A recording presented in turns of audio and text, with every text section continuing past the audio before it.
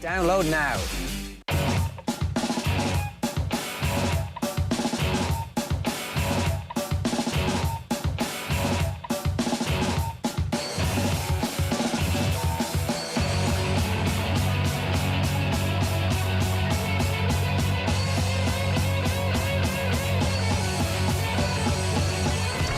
OTB AM. With Gillette, we don't just play the game, we change it. Gillette, made of what matters. 7:30 this Tuesday morning. You're very welcome along to OTB AM. It's Gilroy and Eoin Sheahan with you all the way through until 10 this morning. If you want to get involved in the conversation, we'd love to hear from you.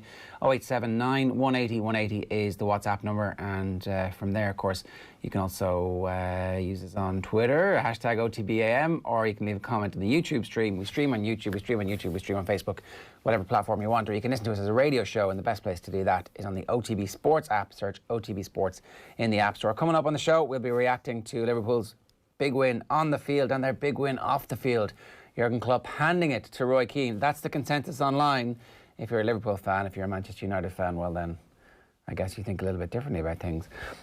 So we'll talk about Arsenal still being Arsenal. Are they or are they not? MMA fighter James Gallagher, the Strabanimal, is going to join us a little bit later on. A bumper deal or no deal, where we get into the Manchester City debate that we started yesterday about just how good Pep Guardiola has been at improving the defenders that he's spent hundreds of millions of pounds on, or euros, whichever currency you want, and much, much more besides. First though, here's Ronan O'Gara talking to Joe Malloy on last night's show. Enjoy. Now then, you are welcome along. It is Monday Night Rugby. We have ourselves a Champions Cup final, 17th of October, 4:45, Ashton Gate. It will be an Anglo-French affair. Racing into their third final now. They are desperate to get over the line versus Exeter, very much in their first final after a really brilliant Saturday rugby. Racing beating Saracens 19 points to 15. Exeter winners against Toulouse 28 points to 18. To discuss, we have the man, the myth, the legend, Ronan O'Gara. Good evening. Hey Joe, how are you? Very well, how are things? Yeah, great. Yeah, all good, thank you. I was looking for a La Rochelle score over the weekend. I didn't see one. Was this a bye week of some kind, or did I just make a mess of it? No, you're right, and last weekend. Yeah, so there was Claremont Racing the weekend previously, and then obviously Toulouse Ulster, and then this weekend Toulouse obviously semi-final and Racing semi-final. So I don't think they had in their schedule accounted for a French team getting to the final, but they, as it transpires, Racing played Toulon on the 17th, so both teams in the final, so it works out really well actually. Okay, very good. We might start with the Racing game then. Racing against Saracens, 19 points to 15. For people who didn't see it, I mean, the second half in particular felt very dramatic. It was 9-6 at the break to Racing. You suspect Saracens were happy enough. And then Sarries, in kind of an Aviva-esque way against Leinster the previous week, kicked 9 unanswered points, so it was 15-9. Machino penalty makes it 15-12, and then Sarries are hanging on. There's only 4 minutes to go when this happens. As you'll hear, French TV were pretty excited. Le petit jeu au pied, oui, le petit jeu au pied pour Vakatawa par-dessus, qui contrôle ce ballon, qui passe, c'est fait, allez, au but, c'est fait, sur une inspiration de Finn Russell, un petit chip dans le dos pour Vakatawa, et c'est libérateur. Oh, quel moment!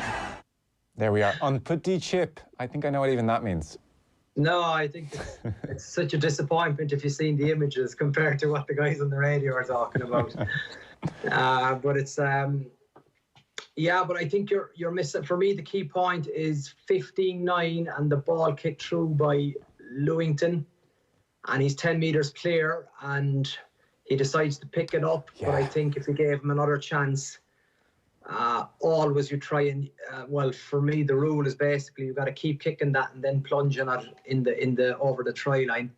I think he didn't realise basically how much of an opportunity or Gillette's chance he had, but that happens in semi-finals when potentially it was probably this guy's biggest game and biggest occasion, and that's sometimes what happens. You freeze when potentially for me that was the game, because with the quality of Russell, with the quality of Atakawa, 15-9, there's always that capacity to pull off what they did. And I think watching it, to be honest, 15-9, I thought it was up, and I thought Racing had accepted nearly defeat. They got a little bit of an extra life by going 15-12. But for me, it seemed that Saracens were nearly in cruise mode at that stage. But I know it's easy watching it, but you were nearly thinking, why is the 9 in the line? Why don't they have someone covering the chip line? Is there a message coming through there? And that's been, hindsight is a great selector, as they say, putting someone there. But that's, if you watch the score Racing got against Montpellier a few weeks previously, it's a similar try, but this try is better. But it's along the same lines, because actually, Vaticao catching it, there's a lot of skill involved. He isn't, it's not just a dink. He's actually started his run quite deep, and he's at nearly full tilt catching the ball, but then his capacity to offload and push Wigglesworth away, and then Finn Russell to accelerate through. And if you look at it closely, he nearly sticks him off too much that the ball could have hopped off his shoulder. Juan has done really well to look at the ball, and I suppose that's what makes it so fascinating sport, because I thought the game was up. I genuinely did watching it, but you know, it just meant so much to them. You could see at the full-time whistle, it was nearly like a celebration for a final victory. But as we know, after watching the other semi-final afterwards, I suppose how confident, composed, ruthless were Exeter. Even, I suppose, epitomised by the interview of Baxter during the game. You know, that, yeah, Toulouse are entitled to have purple patches. They're a serious team, but we're kind of backing ourselves at the back end of the game. And his words were extremely accurate. You just made an interesting point there about Sarries. Maybe, did you say they maybe had too many in the line, so they were liable to be done with that chip? I didn't think there was a run threat. And I think that's probably... just me analysing Racing a bit, because we play them this week, but they have a deadly short kicking game along the lines of England. I think that's where they're probably ahead of international teams. I think their capacity, be it Slade, be it Farrell, be it Ford, be it Daly, be it Johnny May, their capacity to push the ball into certain zones to pressurise teams is probably superior to a lot of other teams. But you know, the double combo of and it's not always Russell Vaticao, but it is for that chip play. But Russell's attack and kick game is very impressive. In general terms, you know, so for instance, I was watching the game alongside Shane Jennings, and he was watching Racing, and we're talking, you know, cup rugby, and everybody's under pressure, and he didn't like some of their basics. For instance, he felt their ball presentation at times was just so sloppy. You know, he couldn't, especially in the first half, it was one of the reasons he felt they couldn't get momentum.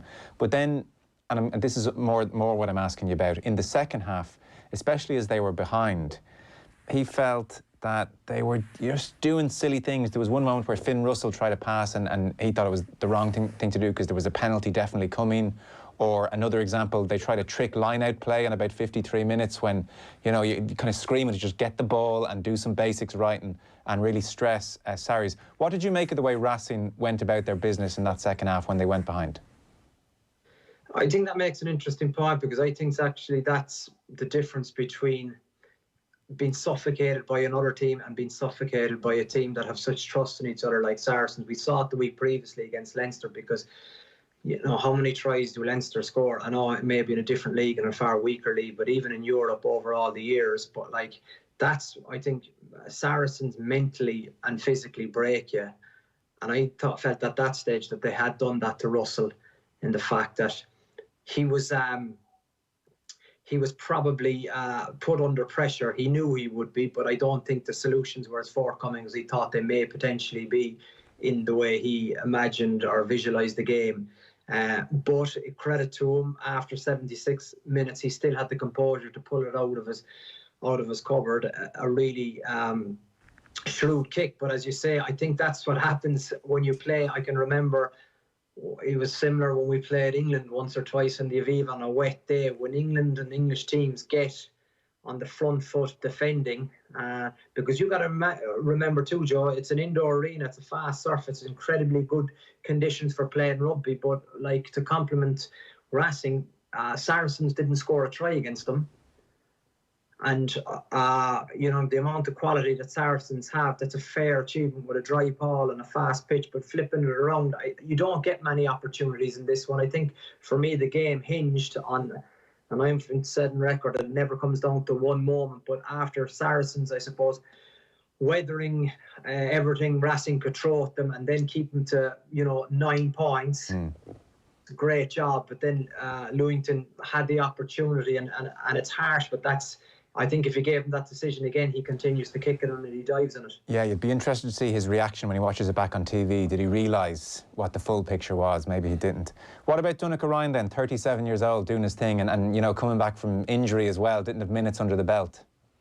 Yeah, he's hard and he's solid and he's so intelligent, and you'd be delighted. It was 3 Irish guys in that club that have made a telling contribution, and I think it's very important. I probably marked that because I'd be delighted, obviously, for Mike Prendergast, because he's a coach who has done the hard yards, and he's gone around the world and gone around the unfashionable clubs in France, shall we say, and now he's got his opportunity with a big super club, and he's thriving in it. And I think his fairness to Zebo too, he was against Claremont, he did well, and it was the second game back, and it's easy to get yourself probably ready for the first game, but you got to come up against Saracens. He had 1 or 2 errors, but I think he has a great, I suppose, feeling and link with a lot of the players, and they play for each other. They've got a great spirit there. But also, I think you got to remember too that Laurent Travers, who's a great manager, he's been there since 2013, Joe, and I know it's their 3rd final in 5 years, but they haven't won one, and people, I suppose, in the game understand like getting to a final is one thing, but actually it's a big step in winning it. And I know you're going to say Exeter are inexperienced, but they've been the common team for a number of years as well, and with a difference in probably opinion or rules about the salary cap, they could have been a lot more successful in terms of titles. They could have, and I think they feel that, and anytime Rob Baxter is interviewed, I think he feels that they've been robbed, really, and they should have, have a totally different CV at the moment. Just as we leave the Saracens performance, I don't think we've had you on since their win at the Aviva Stadium last Saturday. What did you make of it then? Because, there's been so much talk here, various points made, Leo Cullen talking about Leinster being spooked in the first half. The similarities have been pointed out with the match in St James's Park in May 2019, the way Saracens beat Leinster there. And then obviously the parallels with England-Ireland games of late as well. So what struck you about this Saracens win in Dublin? What struck me, I think, was the first 40 minutes. What a complete performance of rugby from Saracens, in terms of usually it takes 60, 70, 75 minutes for you to break your opponent, but Saracens actually managed straight from the kickoff to get into their groove and just to keep their foot on Leinster's throat and keep going and keep going. I think to go in 22-3, I don't think anyone supporting Leinster or Leinster could have any complaints about that. It was exactly they played cup rugby, they played pressure rugby. I think for anyone who questions the value of a box kick, you've got to look at what Wigglesworth does and how he kicks it and how effectively he kicks the ball. And a kick is as good as his chase, and if you can catch the ball GA style over your head, it helps. But in terms of the Dan Carter formula of repeating the simple things done well, Saracens thrived in that. But also, I think what not rocked me, but what really impressed me was the understanding of the rules by their players and understanding of what's a tackle, what's a ruck. I told you his tackle count, but also his decision making around the tackle, around the ruck. I don't think he conceded a penalty all day. His capacity to watch the ball in the defensive line 6 metres from the line to intercept.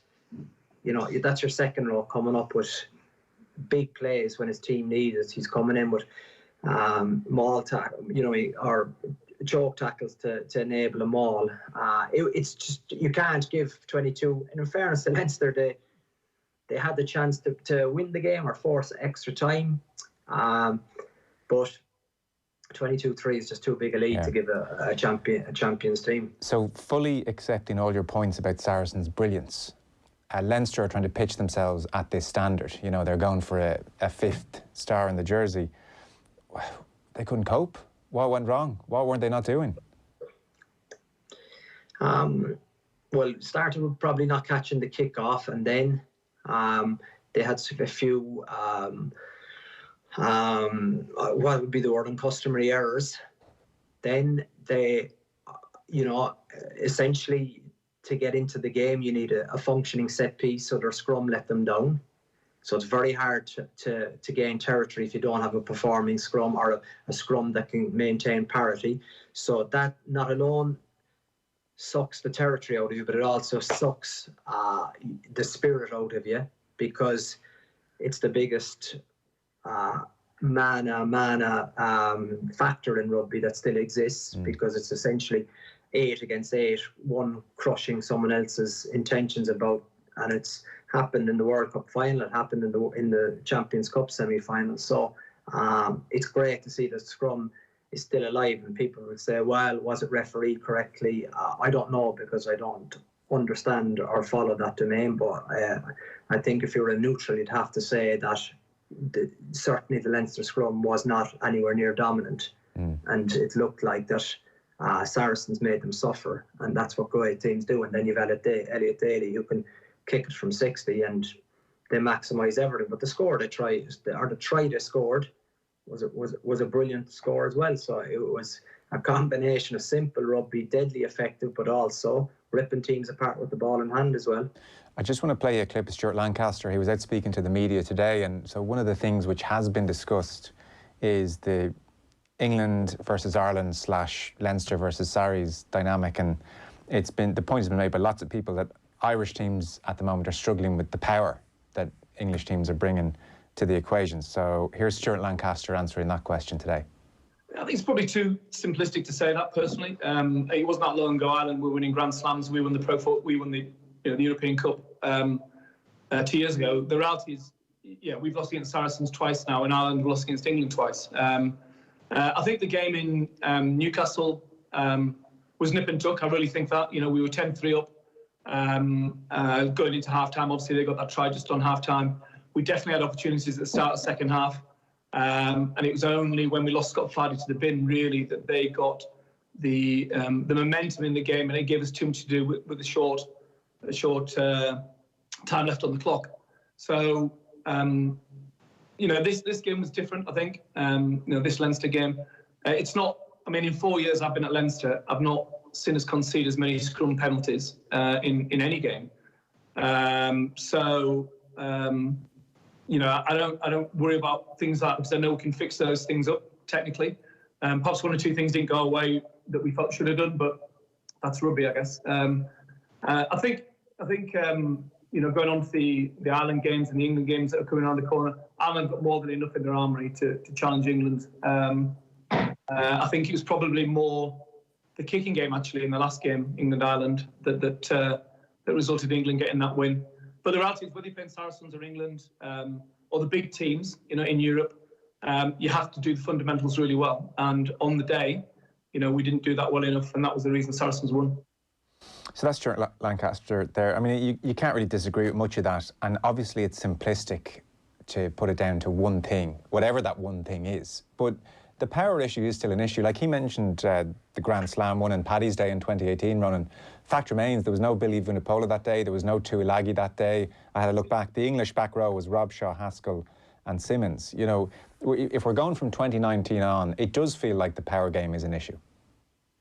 Well, especially with the individuals you mentioned, some of them are unmarkable and incredibly good players. Like Tuilagi is a bloody hard man to stop, no matter what you say. Yeah. With their line-out rules, you got to be 10 metres back. Off a scrum, it's backline against backline. He's a hard man to chop tackle. Billy Vunipola off the back of a scrum, he's going to get on the front foot.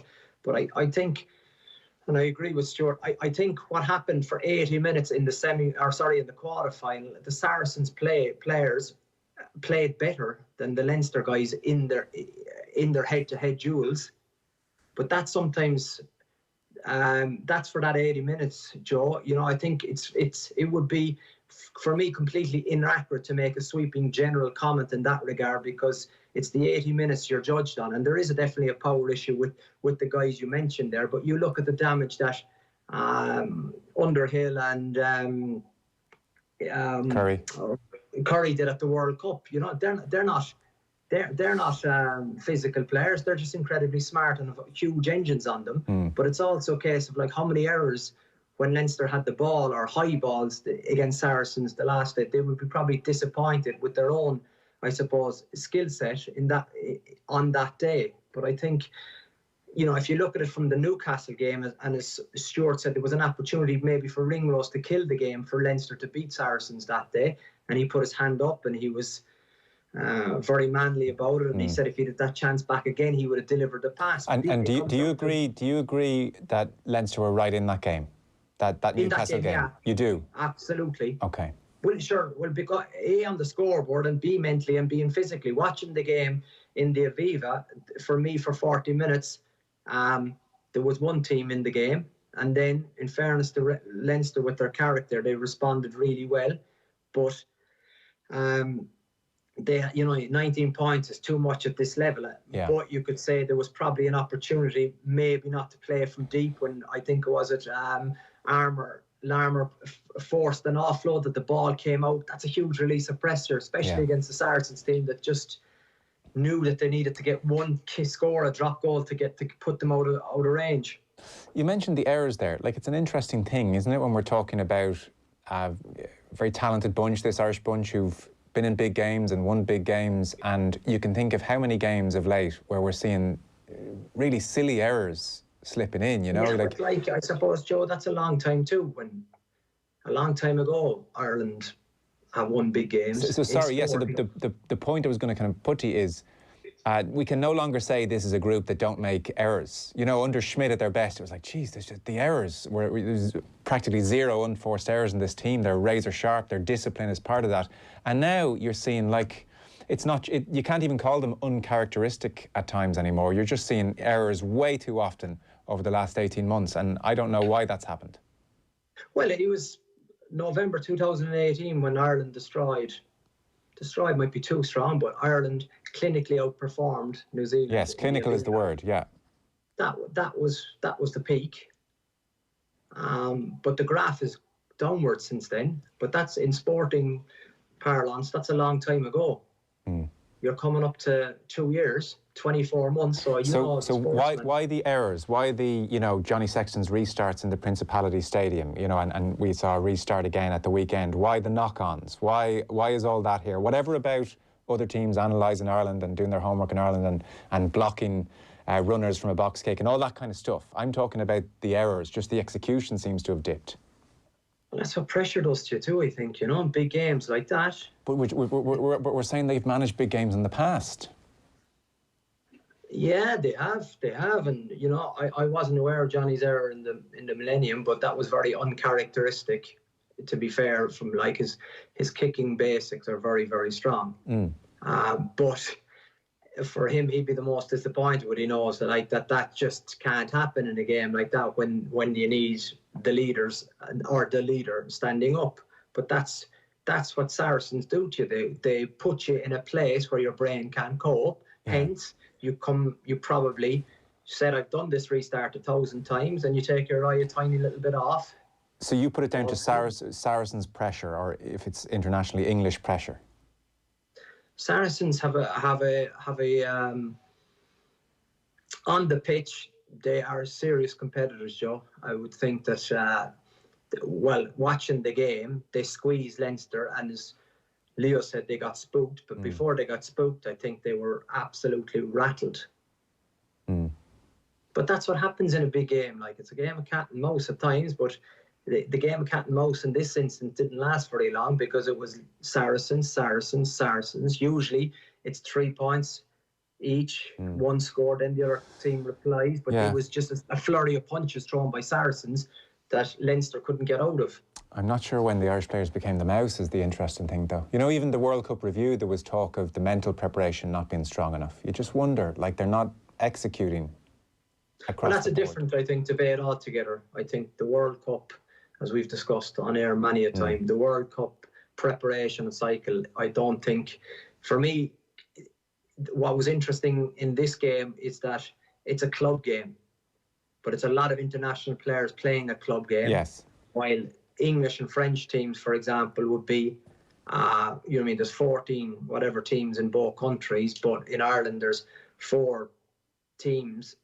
Out of that, those guys play for the national team. So, you know what I mean? You don't really have a lot of clubs in England or France loaded with international players. You have a selection of overseas and French internationals in France. Obviously, all the more reason that Leinster should cope, you know, if they're internationals and they're used to big games. I don't know, I haven't heard a great explanation yet from anyone, to be honest. I'm putting you on the spot a little bit here. So you're absolutely knocking my last 20 minutes work, John. No better, man. But look, I mean, I'm teasing it out. I'm testing what you're saying, and like, because it's interesting, you know, and I don't quite know why the shift has happened. Like, if that's the case, then you can program the robots. But correct. Like, yeah. I think, you know, maybe that's another debate for itself in another day. Like the movement general, as they call in France, or the structured play versus the unstructured play. But look how structured and simple Saracens play, but how effective is it? Because you get buy-in from every single person. It's knowing their role, doing their role, and actually, you know what I mean, resetting, playing the next moment, play the next moment. But that's average if it's 8 out of 15 doing it, or 8 out of 23. But if you can get the 15 guys doing that, it becomes very powerful. Yeah. But it's very hard to achieve that. I'm sure it is. So very, very last one. I've gone over time here. That's my fault. Sorry. Very last question then. As usual. Andy Farrell has to go to Twickenham then. So key things you'd like to see from an Irish team in Twickenham? I think going to Twickenham excites every Irish rugby player. The supporters, may dread that occasion, but I can guarantee you, if you're a player in an Irish green jersey, there's no bigger test and there's no better stadium to go test yourself in. No, I get that, but they'll have memories of the last day, which wasn't good. So how do they prevent that happening? I don't think they will. No. Rugby players are very good at wiping the slate and kind of focusing on the 7-day process in terms of what's ahead of them. Right. You know, you can't be dwelling on the past because, as you say, you know, as you said, as I said, 2018 against the All Blacks is like an eternity ago. It's a long, long time ago. You got to stay in the know. But it'll be an opportunity for a lot of guys, because I think, as we've seen, there are lots of places up for grabs on the Irish team, and we won't get into that discussion tonight. But it makes for so much to play for a lot of players, and with obviously the situation. I suppose the negativity around the whole game at the minute, it makes for interesting time for everyone. It does. Well, there's France away in the meantime as well. So look, we'll pick it up again and then we'll throw the ball around a little bit. Ronan O'Gara, brilliant stuff. Thanks so much. Thanks, Joe. Great to chat. Thank you. OTB AM on OTB Sports Radio, Ireland's first and only sports radio station. The Premier League is back on Off the Ball with 2 live and exclusive commentaries every Sunday. First time ball into the back post to Salah. Oh, what a save! And it's in! Liverpool have scored! And the best analysis around for Brian Kerr, Kenny Cunningham, Damien Delaney and John Giles. He's real. There's no bullshit with Johnny Giles. We've got the football show weeknights from 9, live goals every Saturday from 1, and the biggest games every Sunday. That's the Premier League, live and exclusive on OTB Sports Radio. Football on Off the Ball with Paddy Power, fueling the mischief in the beautiful game. Always gamble responsibly. See dunlewy.net for more. Into sports. 20 yards out. Ursh to shoot. Don't shoot! Oh, what a goal for Fabinho! Wow! Then get into the all-new OTB Sports app. I think when he apologises to me, I probably will say hello to him. Yeah, no. Videos, sports news, live scores, interviews. If Fabregas is going to come up to me in the street and give me some of the mouth that he would have given me on a football pitch, what will he do? He get a slap? Plus exclusive content on the OTB Podcast Network. The biggest names in sports. Ready when you are. Search OTB Sports on your app store and download it now. OTB AM. With Gillette, we don't just play the game, we change it. Gillette, made of what matters.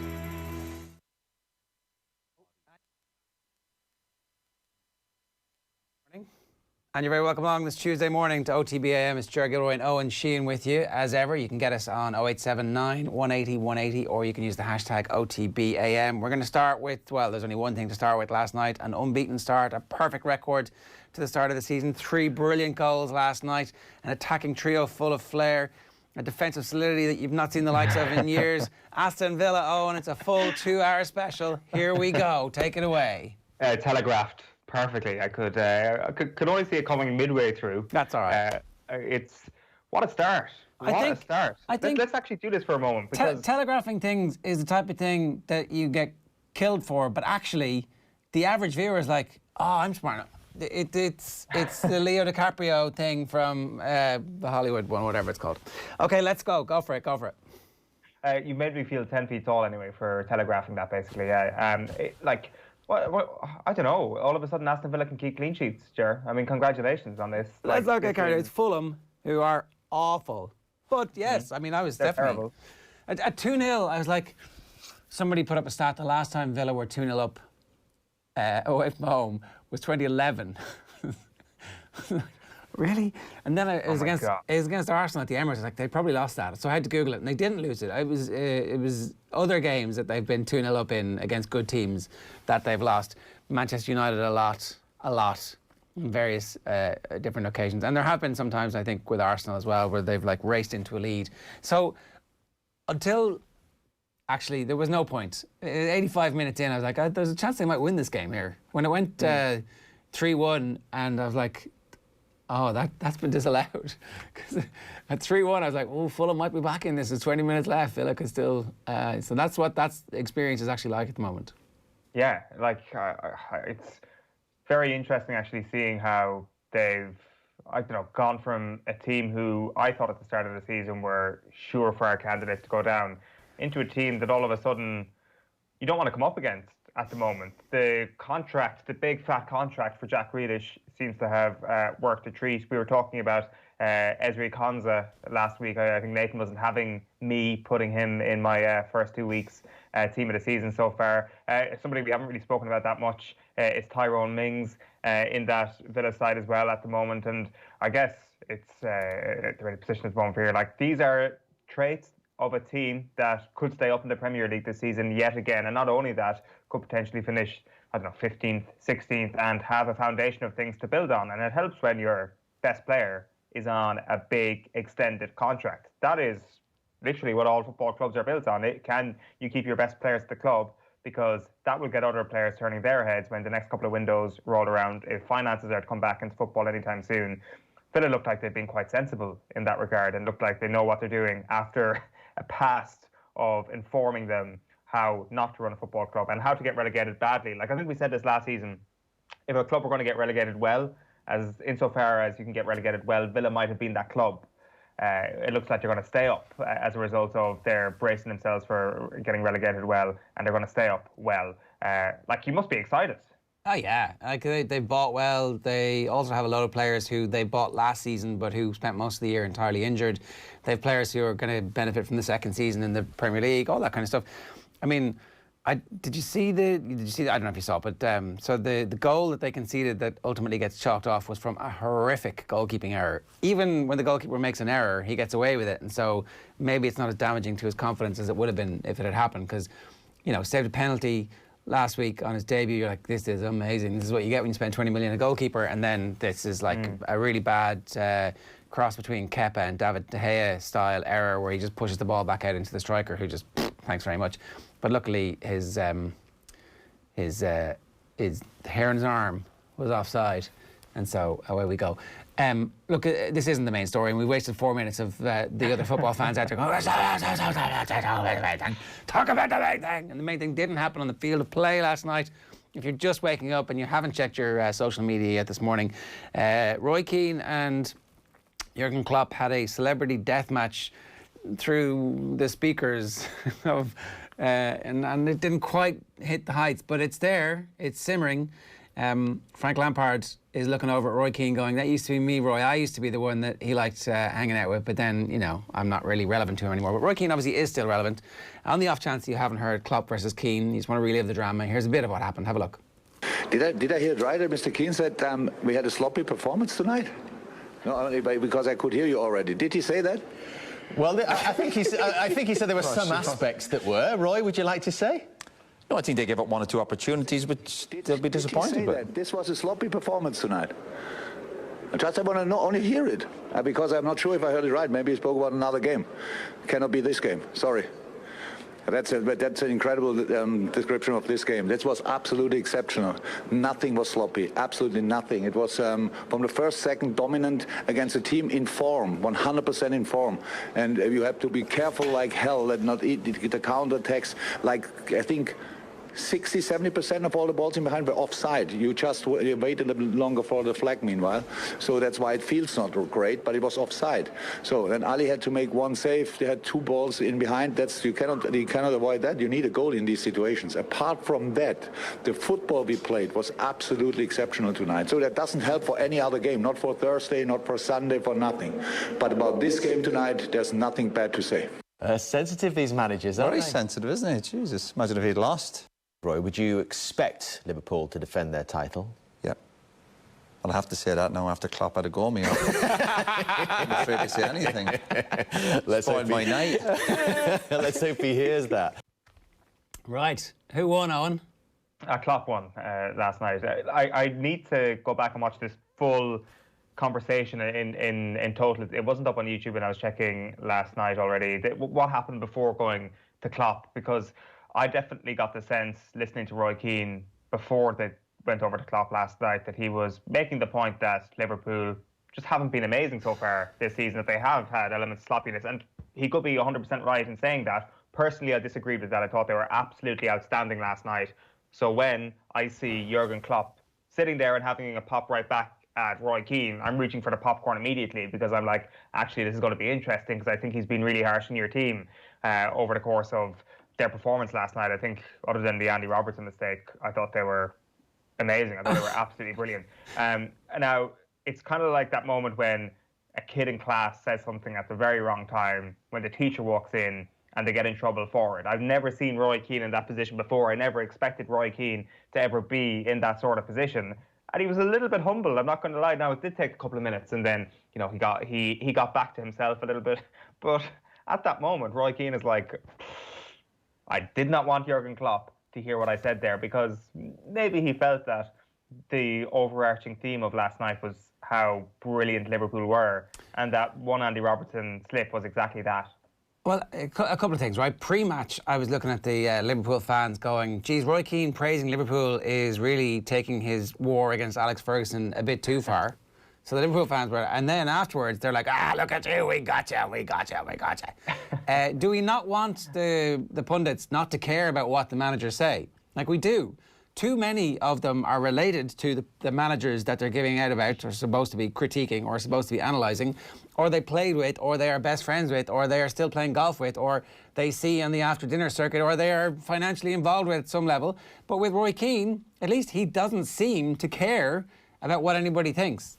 Now, the other side of that is fair play to Jurgen Klopp for coming on and actually having a go at them, because you actually very rarely see that, and you very rarely see anybody. So I'm torn between, like, I don't want Keane to in any way be biting his tongue about any of the other managers, and I don't want him to bite his tongue about Liverpool either.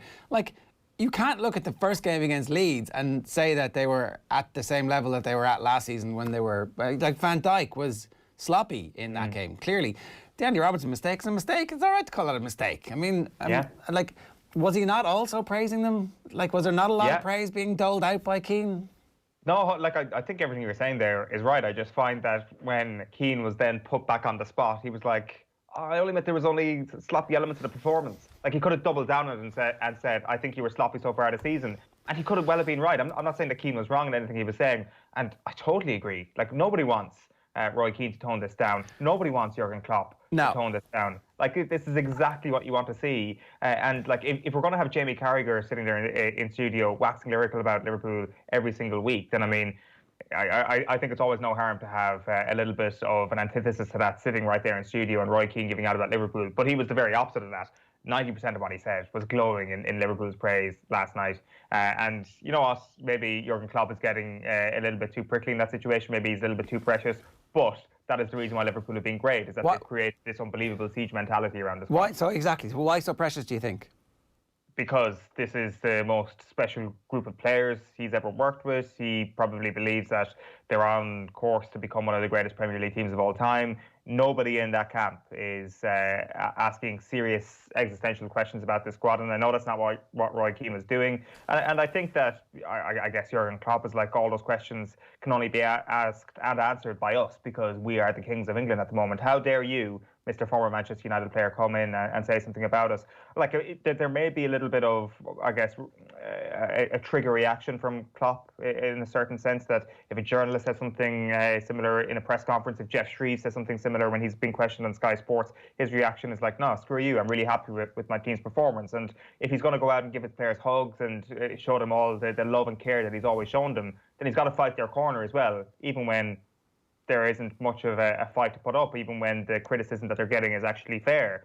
Like, I think sometimes as a manager, you probably need to park that a little bit. And like, I'm all for, you know, like sometimes I did struggle to warm to Jurgen Klopp at the start, but I think on last night's evidence, I think he definitely won, and probably the highlight of Klopp in England so far. The for me. consensus from the match reports are that this was one-way traffic, that you know, the game was it's 3-1 on the scoreboard, but actually Liverpool were so far superior. At 2-1, Lacazette has a really good chance. He's through 1-on-1, and there's a save, and the third goal doesn't come to the 89th minute. So for anybody who didn't see the game last night, what happened?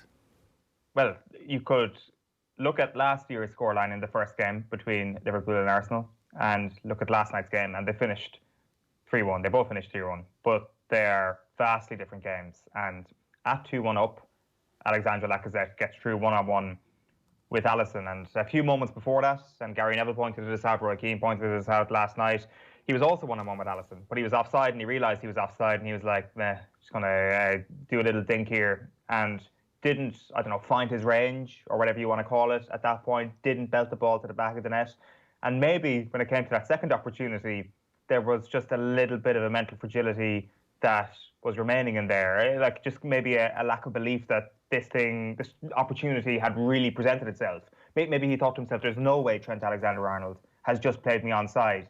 And now I think Alisson makes his body quite big, and you've got to give credit to the goalkeeper in that position. Like, but he does, yeah. No, he's bottled the opportunity. He has bottled the opportunity, and he knew going into the game that he would have one chance. He had 2 chances in the game, and he scuffed the first one. He was very lucky to score it, but he choked in that opportunity in the second half. And if they are ever going to end this terrible, terrible run they have away to the top 6 teams of the Premier League, they need to stop bottling those opportunities. And last night was not that night. You are, as regular listeners and watchers know, you are an Arsenal fan. You have been, you grew up on the intoxicating football of Thierry Henry and Dennis Bergkamp and Pires and Freddie Ljungberg, and there was a bit of Patrick Vieira mixed in. There was bite, and there was guile, and there was brilliance, and that was the hallmark of the football that Arsene Wenger was trying to play and trying to replicate ever since. And then obviously he's gone, and there's been a merry-go-round of managers who have got us to the point where we are now. And I make it, Eoin, this Arsenal are the same as the Arsenal teams that finished up the era at the end of Arsene Wenger. This is the same old Arsenal where they flatter to deceive over a little short period of time. They're great in cups. They beat all the big teams in the cups. But when it comes down to it, bread and butter in the league, when, like, literally we needed them to do something last night to save the league season for us, 3 games in, they couldn't do it. Yeah, I think that's an incredibly harsh assessment of where Arsenal are at the moment. I think that in the very recent past, you're bang on, that's exactly where they were. If you tot up the last 3 seasons, if you look at the last 3 seasons, tot up the margins between Arsenal and the team that finished first in the Premier League, just 3 seasons, you get a grand total of 108 points. That is the gulf between Arsenal and the very top over the last little while. That is the team that they have been. That is a team that was allowed to fester at the end of Arsene Wenger and at the start of Unai Emery. But I don't think you can say that under Mikel Arteta so far that the same trends have developed. And I actually think that under Mikel Arteta, this is going to sound ridiculous and this is going to sound totally defeatist, but I think one of his greatest feats as Arsenal manager so far has been to get Arsenal to realise exactly where they are, to get them to realise that they finished 43 points off Liverpool last season, just 2 points ahead of Sheffield United, to get them to realise that, yeah, you're walking around like arrogant players who believe that they should be coasting into the Champions League every season, but you're not even getting close to qualifying for the Champions League. Never mind winning the trophies that actually matter, because the FA Cup, okay, it's nice, it's a signal of progress, but it's not a trophy that matters in the grand scheme of things. You're prancing around like you actually believe that you are something bigger than that you actually are destined for the top, or that you deserve to be playing Champions League football. You're not. And I think that those conversations have been had, and there has been a realisation in the way that they've played that, and again, this is where it may sound defeatist, that they are a top 6 team. Not a top 1, top 2 team. They play now that they're a top 6 team. And I think that was shown in the approach of last night, where in the first half, they created nothing. They created one opportunity, and Andy Robertson turned it into a big opportunity, and they were very, very lucky that that happened. However, if you look at the game as a whole, it did seem to me that their approach was, in the first half, we have to contain this Liverpool side because we're simply not as good as them. In the second half, we might be in a position where the game is still alive. We might be able to get Danny Ceballos through the lines, and we might be able to create a few opportunities that way. That made sense, and they got that opportunity that wasn't down to luck in the end, where Alexandre Lacazette goes through one-on-one with Alisson. Give me that every day of the week, rather than David Luiz getting caught one-on-one with Mo Salah out on the wing, going 50% possession with Liverpool like they did last season, because that doesn't make sense. I'm confused. You're telling me that the success that Mikel Arteta has had is to point to the league table and say the league table never lies. The point I'm making is that there was a serious problem of arrogance in that Arsenal squad, that they believed that they were much better than they really were, that somehow finishing outside the top 4 was an accident year after year after year. Okay. They believed that they were a Champions League team. So now he's turned them into not a Champions League team with no real hope of getting there, because he keeps telling them, a bit like Trapattoni, non è campione, non è campione, non è campione, non è campione. We're crap. You're telling us we're crap. You're saying that Arteta's basically walked in and said, you guys are nothing here.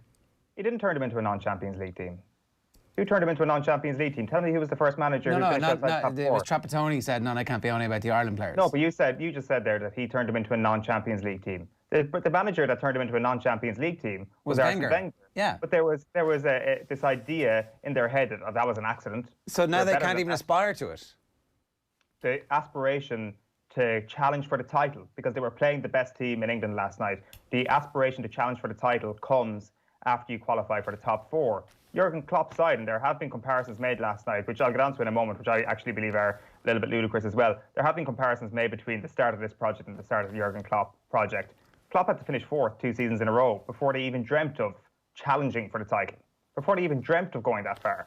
They were nowhere near that, and Arsenal need to be doing the exact same thing. You can't be saying to yourself, we need to beat Liverpool in 2 games this season. Of course, you go out with a game plan last night, and they had a plan last night to contain them and perhaps nick a 1-0 win. I'm not saying for 1 second that they were going out to lose last night. On a game-by-game basis, of course, they will go out to win. But there needs to be a realistic expectation that there will be setbacks. There needs to be a realistic expectation that the first stepping stone to getting back to the top is finishing in the top 4.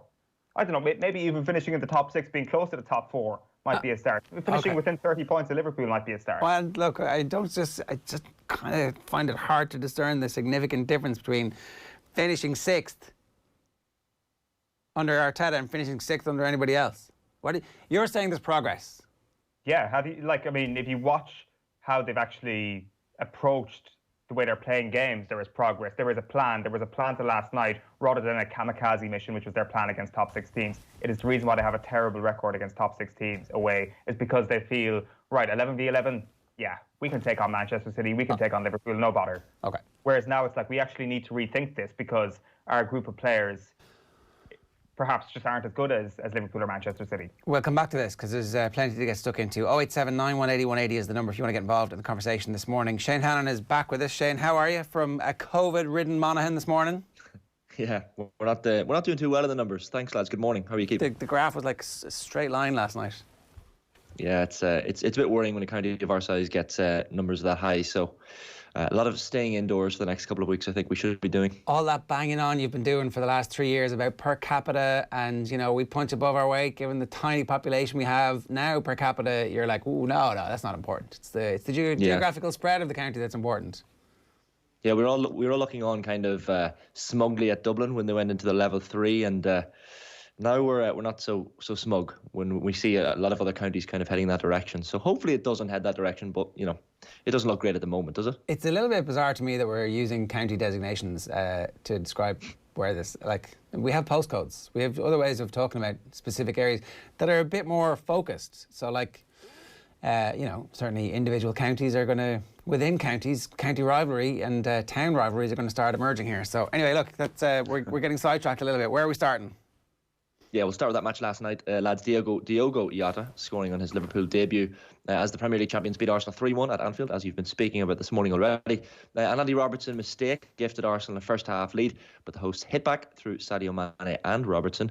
That win maintained Liverpool's 100% start of the season, but brought Arsenal's to an end. Gunners boss Mikel Arteta says they just came up against the top-class side. A really tough place to come for anybody in the world. They set incredible standards. They dominate every aspect of the game. Taking the lead in a really good pattern again put us in a really strong position to believe more that we could get something out of the game. We conceded too early in a mistake.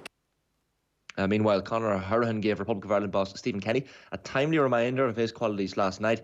He scored one and assisted Tyrone Mings in Aston Villa's 3-0 win away to Fulham. Kenny names his squad for the Euro 2020 playoff with Slovakia today. That game in Bratislava looks set to be given the green light to go ahead, despite the Slovakian government introducing a ban on all sporting activity in the country this week due to a rise in the number of COVID-19 cases there. Tottenham Hotspur boss Jose Mourinho doesn't think his team have any chance of beating Chelsea in the Carabao Cup 4th round this evening. It's the second of 3 matches in 5 days for Spurs. Mourinho says the heavy fixture schedule means he'll be prioritising their Europa League game on Thursday instead. I would like to fight for the Carabao, but I don't think I can. We have a game on Thursday that gives us a certain amount that for a club like us is very important. So this game on Thursday is very important for us. Absolute quintessential Jose Mourinho there. Spurs handed a bye in the previous round after their game with Leyton Orient was called off due to a number of Orient players testing positive for coronavirus. Chelsea last won the competition by beating Spurs in the 2015 final. Kick-off at the new White Hart Lane tonight, and that one is at 7:45. There's a North West derby in the SSE Electricity League Premier Division tonight. Sligo Rovers can climb above Dundalk into 4th with a win at home to Derry City. There's a 7:45 start at the showgrounds for that one. Leinster prop Tadhg Furlong could miss Ireland's Six Nations matches against Italy and France next month. The Wexford native has picked up a calf injury. Some tennis. Daniil Medvedev continued his horrendous French Open record last night. The men's 4th seed beaten in 4 sets by world number 63, Martin Fucsovics. Medvedev has never been beyond the first round at Roland Garros. There were wins yesterday for defending men's champion Rafa Nadal and women's 6th seed Serena Williams. Men's top seed Novak Djokovic opens his account with a first-round match against Mikael Ymer later. Women's 2nd seed Karolina Pliskova goes up against Egypt's Mayar Sharif, while 4th seed Sofia Kenin plays Lyudmila Samsonova. Some snooker news. Good news from an Irish perspective. Ken Doherty has progressed to stage 2 of the Championship League after a surprise win over Neil Robertson yesterday. The Dubliner defeated 2010 world champion Robertson 3-1 en route to topping Group 17 in Milton Keynes. Doherty then beat Andrew Higginson 3-0 before a 2-all draw with Aidan Sharov. Mark Allen begins his Championship League campaign in Group 9 today, with the final week of the tournament to take place at the end of October. You were away. You were away last week. I think were you trying to sneak in to watch the Cork Wunderkind against Ronnie O'Sullivan? Is that what you were actually doing? Aaron Hill, yeah, what an incredible story as well, because he seems like one of these fellas. Now, Ronnie obviously talks about the numpties and the poor players down the tour. Yeah. And Hill in his interview afterwards was like, I heard those comments and wanted to prove Ronnie wrong. I think I've done it today, and I'm going to continue to do it. So he's an 18-year-old who kind of speaks with the arrogance of someone, you know, far senior. So an exciting talent, and someone we haven't. I've kind of spoken in the last number of years that we won't have an Irish world snooker champion for the next 30, 40 years because of the rise of the Chinese players and the lack of interest in snooker in this country, the lack of snooker halls in this country in recent years. But Aaron Hill is kind of proving me wrong. And is he a future world champion? Who knows? But certainly beating Ronnie O'Sullivan is not a bad way to start. And finally, the Kansas City Chiefs beat the Ravens 34-20 last night. So that was a pretty interesting opportunity for us to see Patrick Mahomes against Lamar Jackson. And Patrick Mahomes turns out is the new Michael Jordan. I've been saying this now for long enough that I'm going to take some credit for it whenever it starts to hit the rest of the public consciousness. Here, the NBA, we know who's in the finals now as well. Owen? Yeah, Miami Heat against Los Angeles Lakers, and it's been a long time since we've had Lakers in the finals. It starts on Wednesday night, 2 o'clock Thursday morning Irish time is when it begins. Should be a decent series. I think not a lot of people would have given Miami Heat hope, a prayer of reaching the finals at the start of the season, and then after the players went into the NBA bubble, it became apparent that this side was a lot better than a lot of people are giving them credit for. Still, though, you thought to yourself that there's no way they get out of the East, that they wouldn't be, they'd be doing well to make the final in the East, and they went on this incredible run. I think was it 8 games on the bounce they won once they went into the playoffs, and just looked unstoppable. They've got Jimmy Butler, who's obviously a generational talent. They've got Bam Adebayo, one of the best young talents, one of the best young talents under the ring. They've got talent everywhere on the court, but you would be surprised if they managed to get the job done in the end. Yeah, okay. Who's going to win? Lakers in 6. Okay, all right.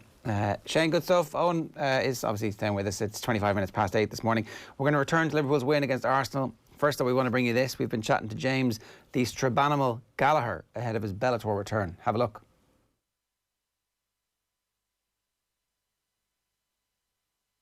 Next month, it is October the 3rd. It is James Gallagher who is fighting Cal Pacino Eleanor in Milan. James is with us now. How are you getting on, James? I'm great, man. Just chilling out, ready to go.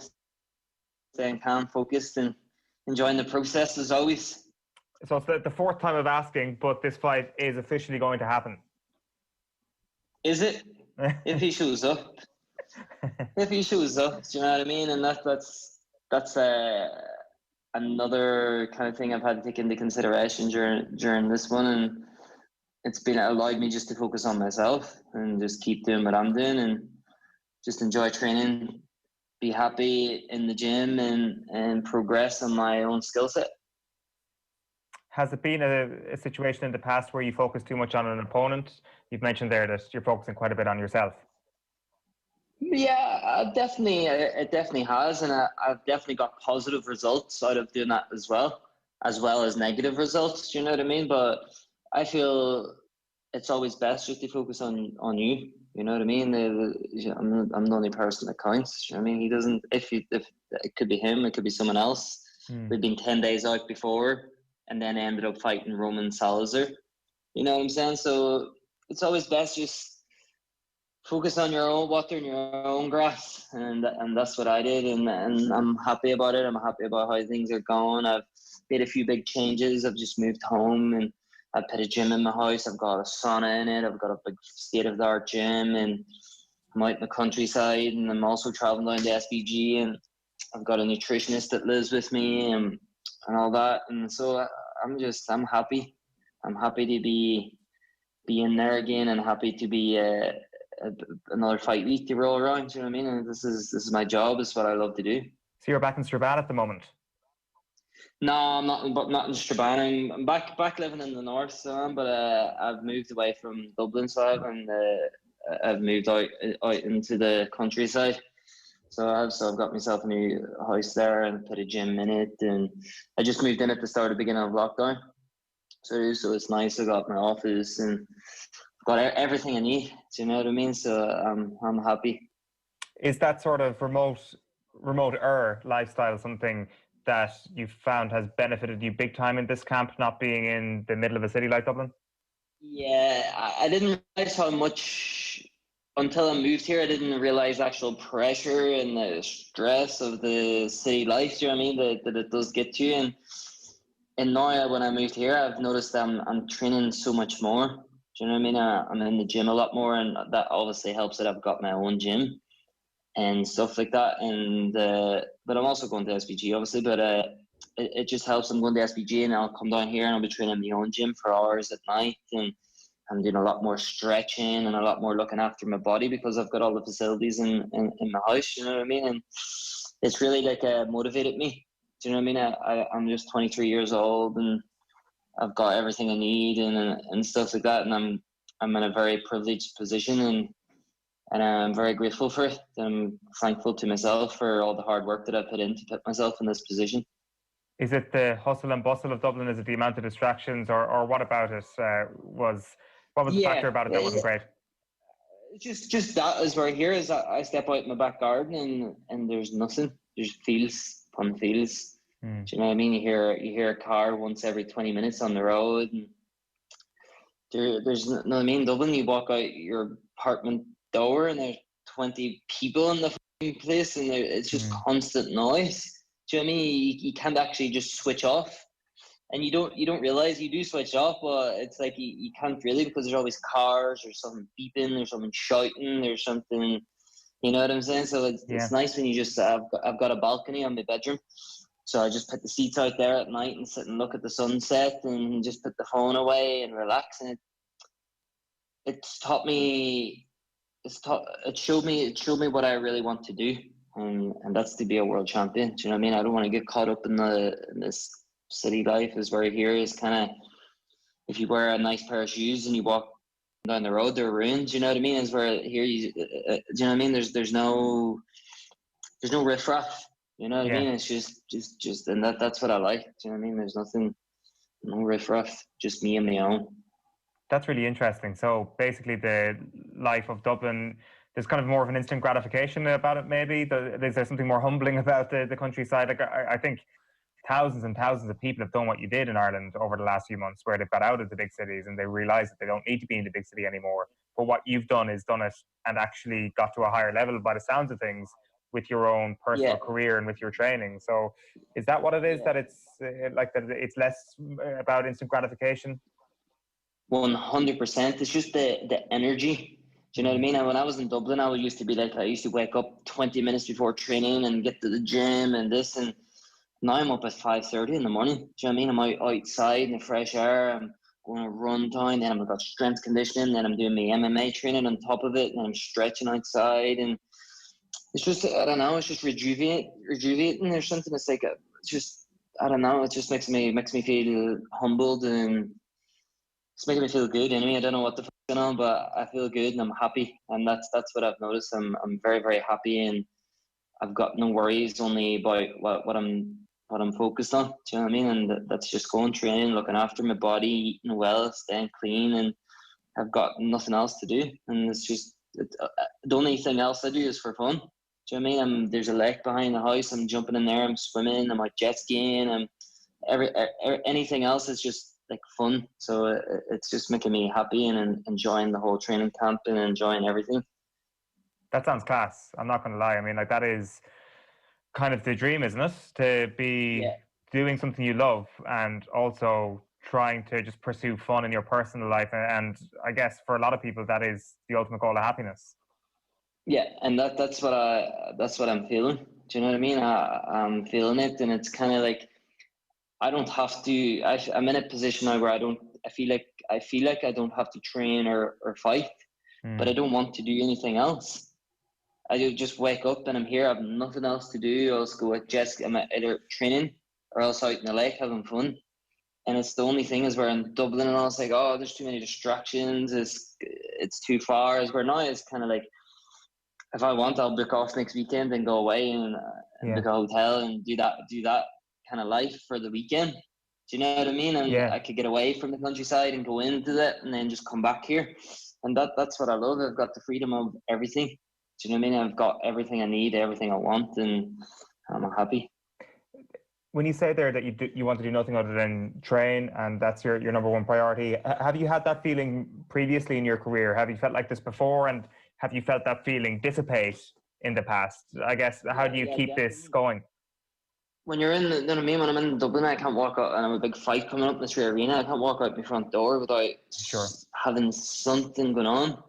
As we're here now, I can take my two dogs a walk down the road, and I don't even see anyone. Right. Do you know what I mean? I'm just on my own, having to think to myself, what am I going to work on tonight at training?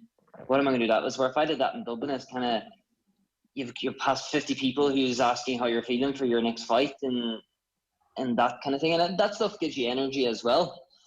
But every day, it's like it can be taxing, and you can't go out your door without being dressed up fresh. And because we're not, I just put on shorts and have no t-shirt on and a pair of sliders and walk down the road 20 minutes, and no one even knows you're there. Do you know what I mean? And it's just great. It's just, I don't know. I'm just enjoying it anyway, and in a very good place. And I'm very hungry because I can see what I have done, and it's very, very close to me. Like, I feel like it's very close I'm just about to flip over in big time with this.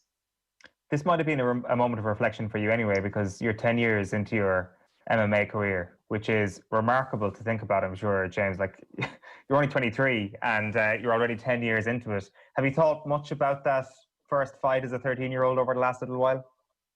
Yeah, it's been... now looking back, I would never... If I have kids of my own, or like if I was advising someone, you know, like another young lad in the gym, I definitely would tell him don't fight at 13. So I would wait till 16, 17, and then start doing a bit, compete in boxing, compete kickboxing, jiu-jitsu, do all them sports, and then go into MMA. MMA is it's a different animal. Do you know what I mean? And I did it. You know what I mean? I did it well, and I climbed up, and everything was sweet. But just there's a few things I wish like I had matured a bit more before I'd done it. You know what I mean? And had the mindset that I have now, back then, and I would have been in a better position now.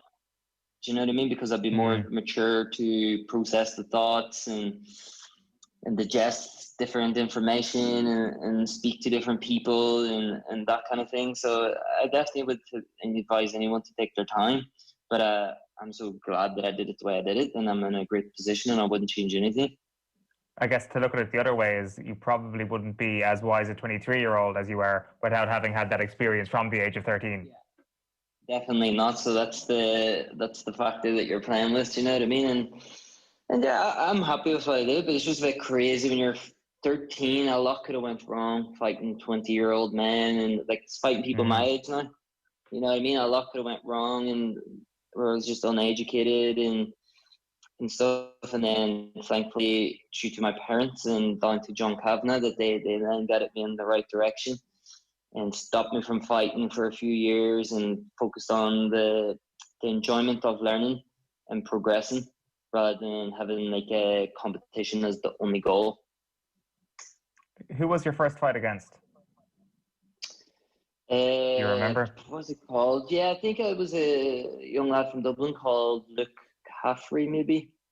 He was a young lad at the time. He was like 17, 18. Right. And then my second fight, then I fought a guy, Chris Sheahan, maybe. He was 21 and I was 13. So he was, and I'm not too sure about the names. I'd need to go and look them up. I think I have them all written down somewhere. Yeah, but it's just that image of a 13-year-old fighting a 21-year-old. Did anybody before that fight like issue any warnings saying, you know, there's a big gap here? Yeah, they were like, "What's going on?" Do you know what I mean? And they were like, "Oh, don't worry about it. He's a killer." Do you know what I mean? He'll do it. And I was like, "Right, I'll do it. I'll beat him." Do you know what I mean? Give me anyone, I'll beat them all. Do you know what I mean? The pros on the card, I'll smoke them all. And that's the mentality I had, and it's the same mentality that I have now. And only now that more people can access me, or not access me, but more people can see me. And it's now and they're going, "Oh, he's cocky this and cocky that," and it's like, when you weren't tuning in to watch, I was still trying to take on the best in the card. It wouldn't have been good for me to fight someone my own age at 13. It wouldn't have been big enough. I wouldn't have enjoyed it. I needed to fight someone at 21 for me to feel I'm doing something good here. Yeah. And that's just how I've always been. Do you know what I mean? And people are like, "Oh, you aren't always like this. You're not being yourself." And it's like, how can you tell me I'm not being myself when you don't know who myself is? Yeah. I don't know. I don't like. Do you know what I mean? I can't look at you now and say you're not being yourself. Yeah. I don't know what you're like. Do you know what I'm saying? You don't know what I'm like. You know what I mean? You just do an interview and that's that. And it's just kind of, I don't get it. Do you know what I mean? But that's what you call a narrow mindset. Something I can't relate on. That's the thing. How can you possibly get into a cage at the age of 13 without having that mindset, without having that confidence? Like, actually, regardless of age, how can any MMA fighter get into a cage without that confidence is how I would view it anyway. Exactly, and that's my views. And the way I say it with this game is kind of like me anyway. It's kind of, I like to say things how they are, and I have to back that up. Simple as it's on me. I'm not saying this and that and this and then not, and it's just going off in the thin air.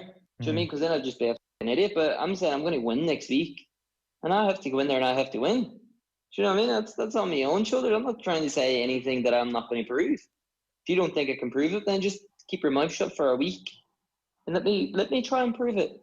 You know what I mean? If you don't like what I'm saying, you think I'm cocky, well, tune in next week and you'll be able to tell me if I'm right or wrong, and I'll agree with you because the result will be on the paper.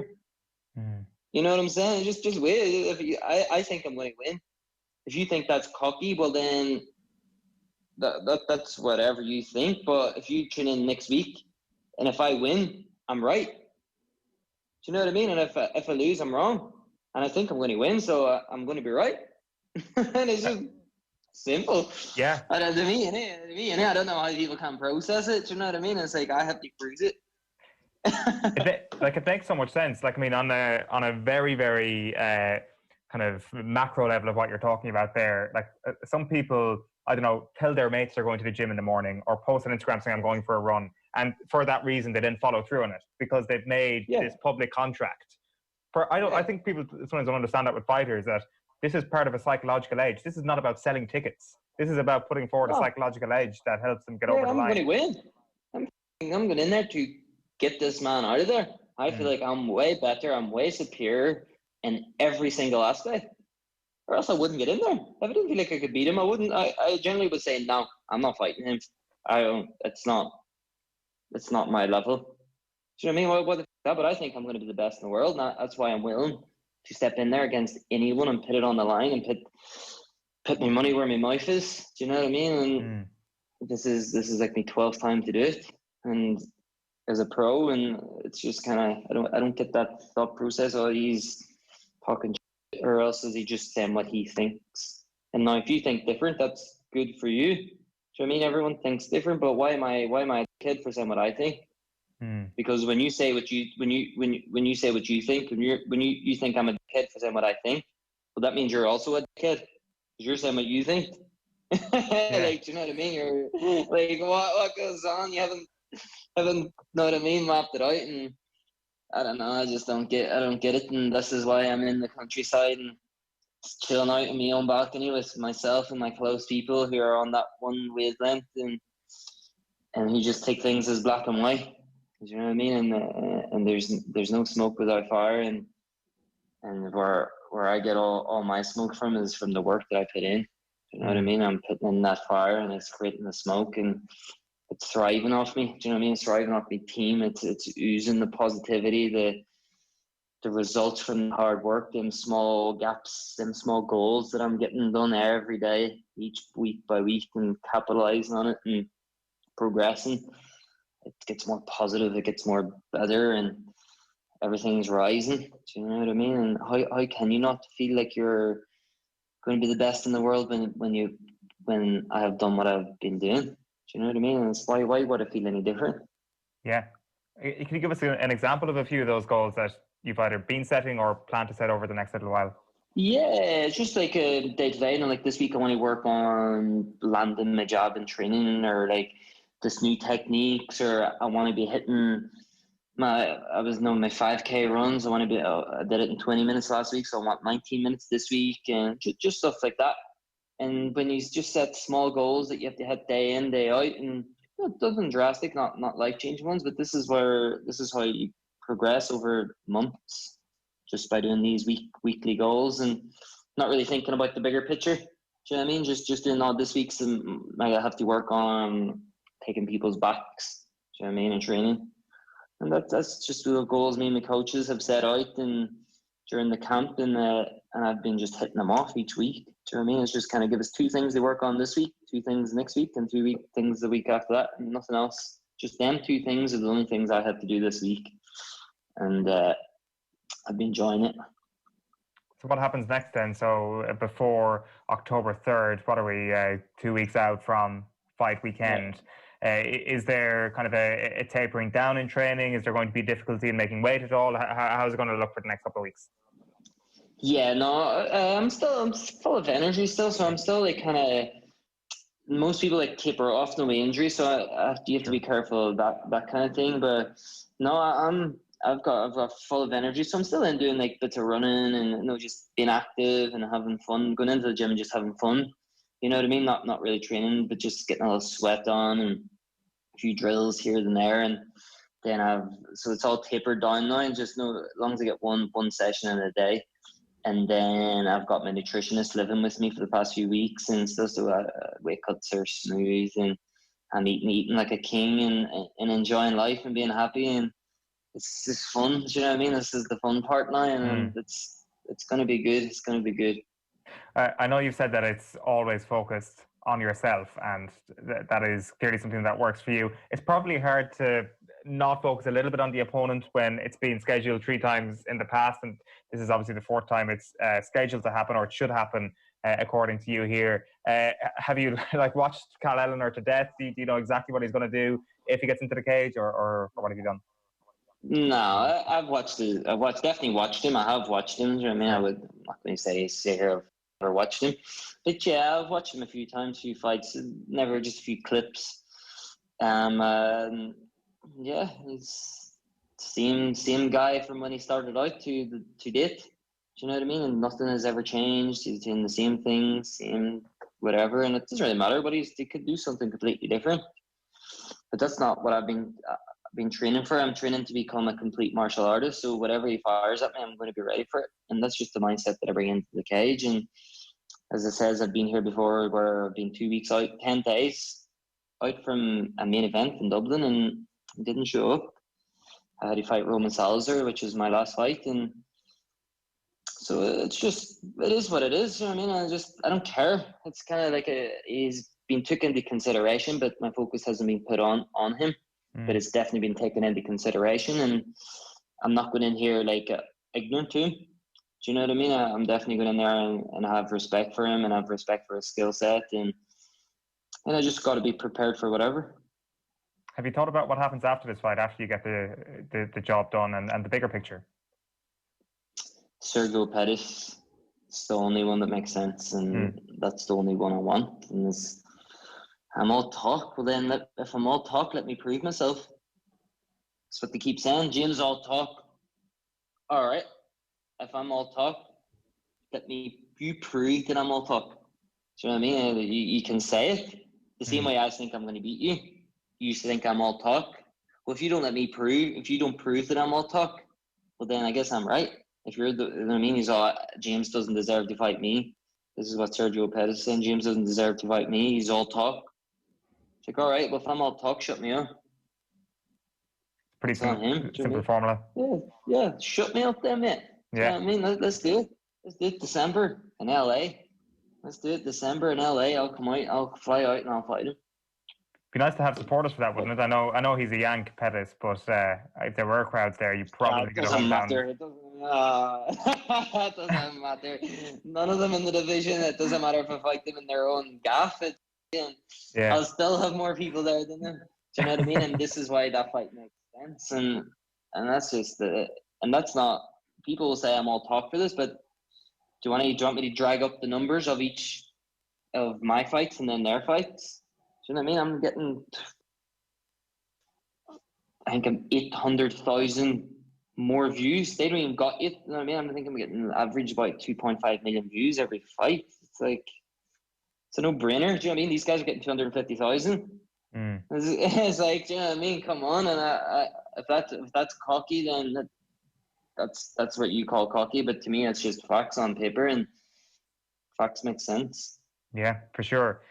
James, it's been great chatting to you. It's really interesting chatting to somebody who's found a really successful way of making 2020 work, because a lot of people have struggled with this year. And congratulations on your 10-year anniversary in MMA. Congratulations on what clearly seems like a great camp. Best of luck on October 3rd and against Pettis later on this year. Thank you very much. Always a pleasure. Yeah, hopefully so. It'll be a nice one. But as I say, I'm happy and focused and prepared for whatever comes my way, and that's all I can do. Do you know what I mean? And enjoying the process. OTB AM. This is OTB Sports Radio. James Gallagher there, fighting on October 3rd. That's live on Virgin Media and Sky Sports against Cal Eleanor, or Cal Pacino, as you would know him, Nathan. Isn't that right? Damn right, Ger. Damn right. Sadio Mane should have been sent off last night. That's the lead on a lot of the back pages, trying to foment some reason for us all to watch football for the rest of the season, because otherwise, the year is over. The league title is won. Unless it's going to be Everton who put it up to Liverpool and go toe-to-toe for the whole rest of the year, which nobody can just quite believe at the moment. The season is over. Yeah, I wouldn't quite go that far. Football is littered with teams that win their first 5 or 6 games and you think are absolutely unstoppable. And there's a bit of a setback and suddenly things start to crumble and you draw a couple of matches and you end up losing a game here or there. And then you find yourself 5-6 points behind. So I don't think Liverpool will be getting ahead of themselves just yet, but they couldn't have started the season any better. And last night was Liverpool at their very, very best. It was, I'd say, their best performance since the Manchester United win back in January.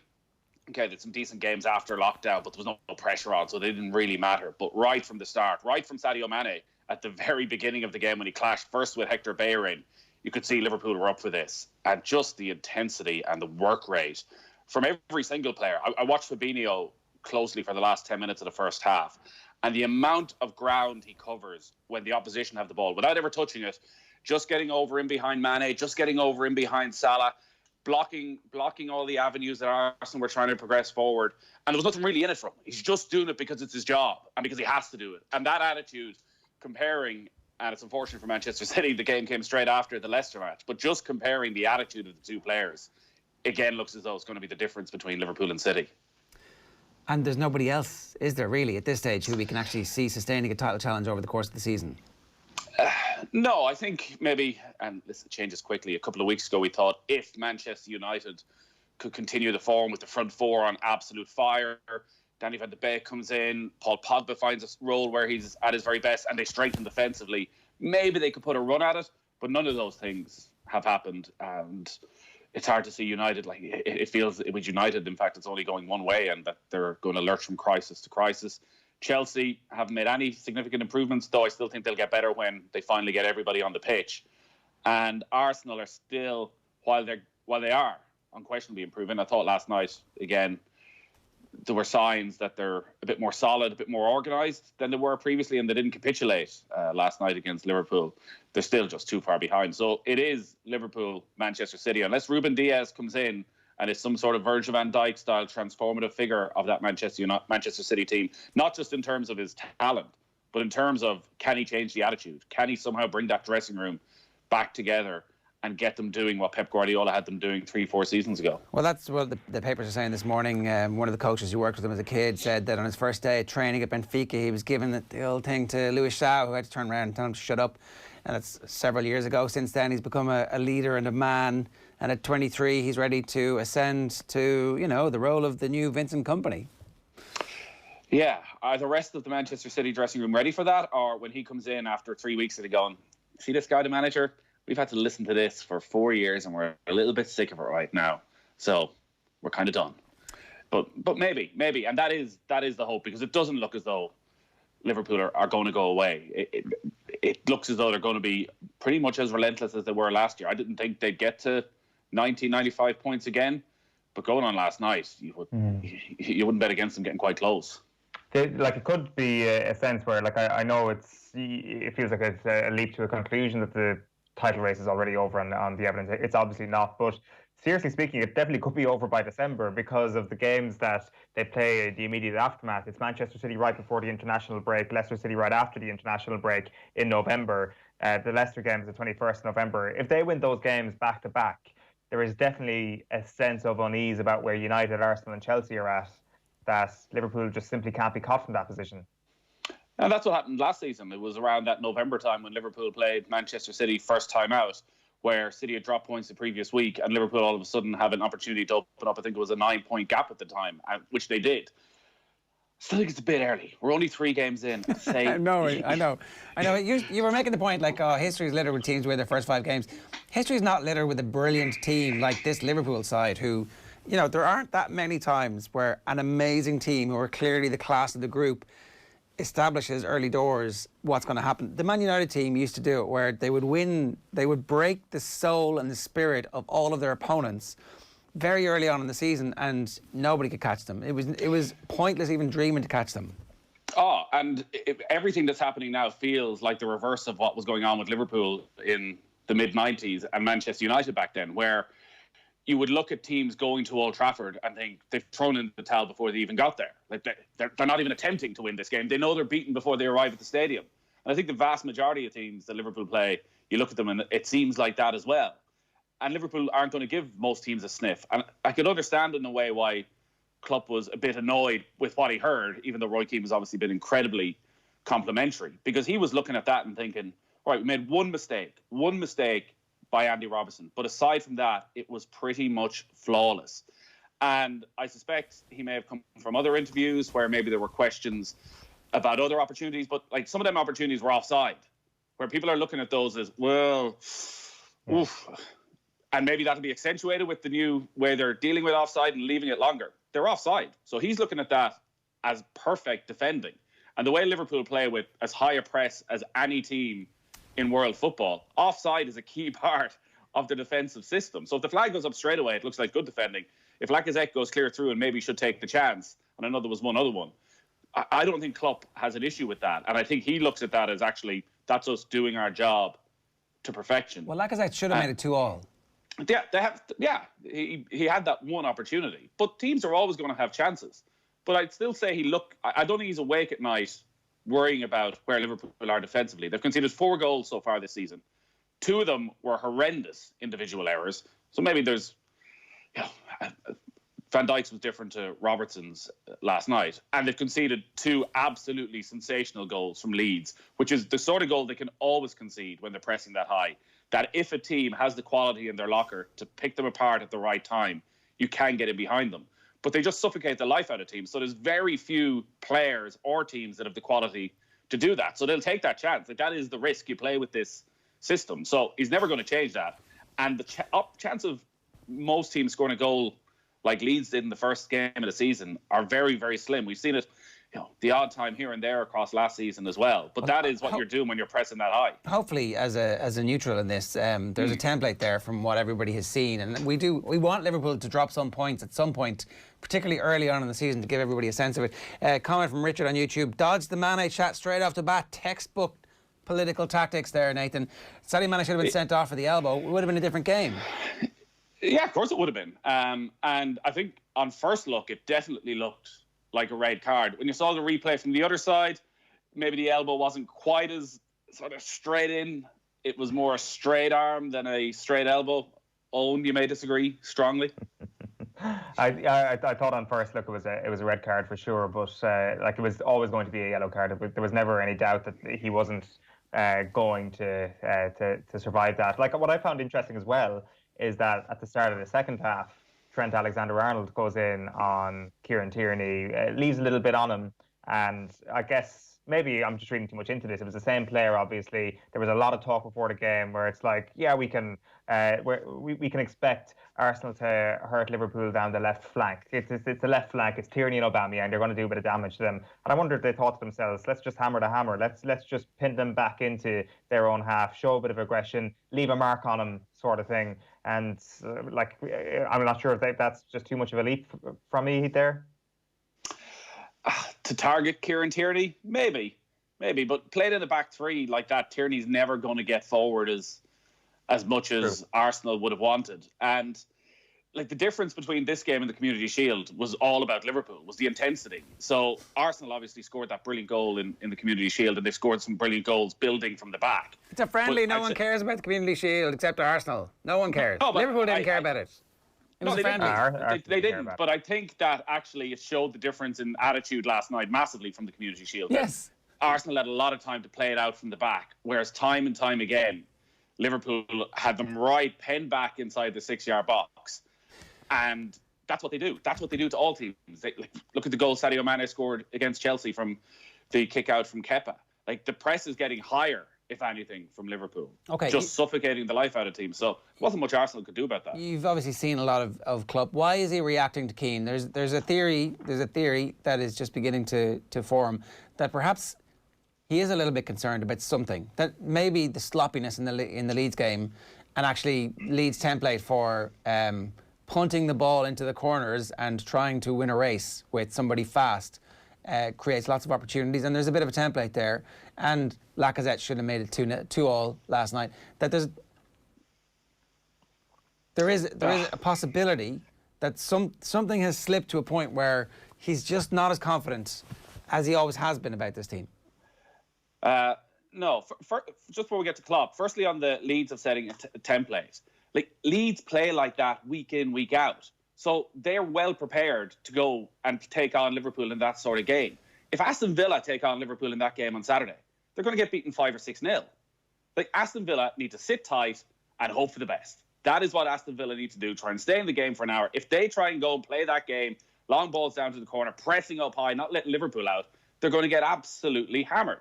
So I don't think most teams can do that. Did Leeds goals not come on the counter, though? Did Leeds goals not really come on the counter? No, but not really. No, they were building out from the back. I mean, it was like long ball to the midfield, long ball to the left wing, bang, goal. Keeper rolls it out, or comes up the left-hand side. There's a bit of space inside his own half, and it's a long ball down the left. But again, Liverpool are always going to press high. But I don't think it was that Liverpool had committed too many men forward. Like, Liverpool will always play like that. But that, like, I don't think a Villa or a Newcastle or any of those teams are set up that when they lose the ball. So Leeds, when they lost the ball then, were actually very well set up most of the time. So they could keep Liverpool back inside their own half for long enough to reorganise themselves.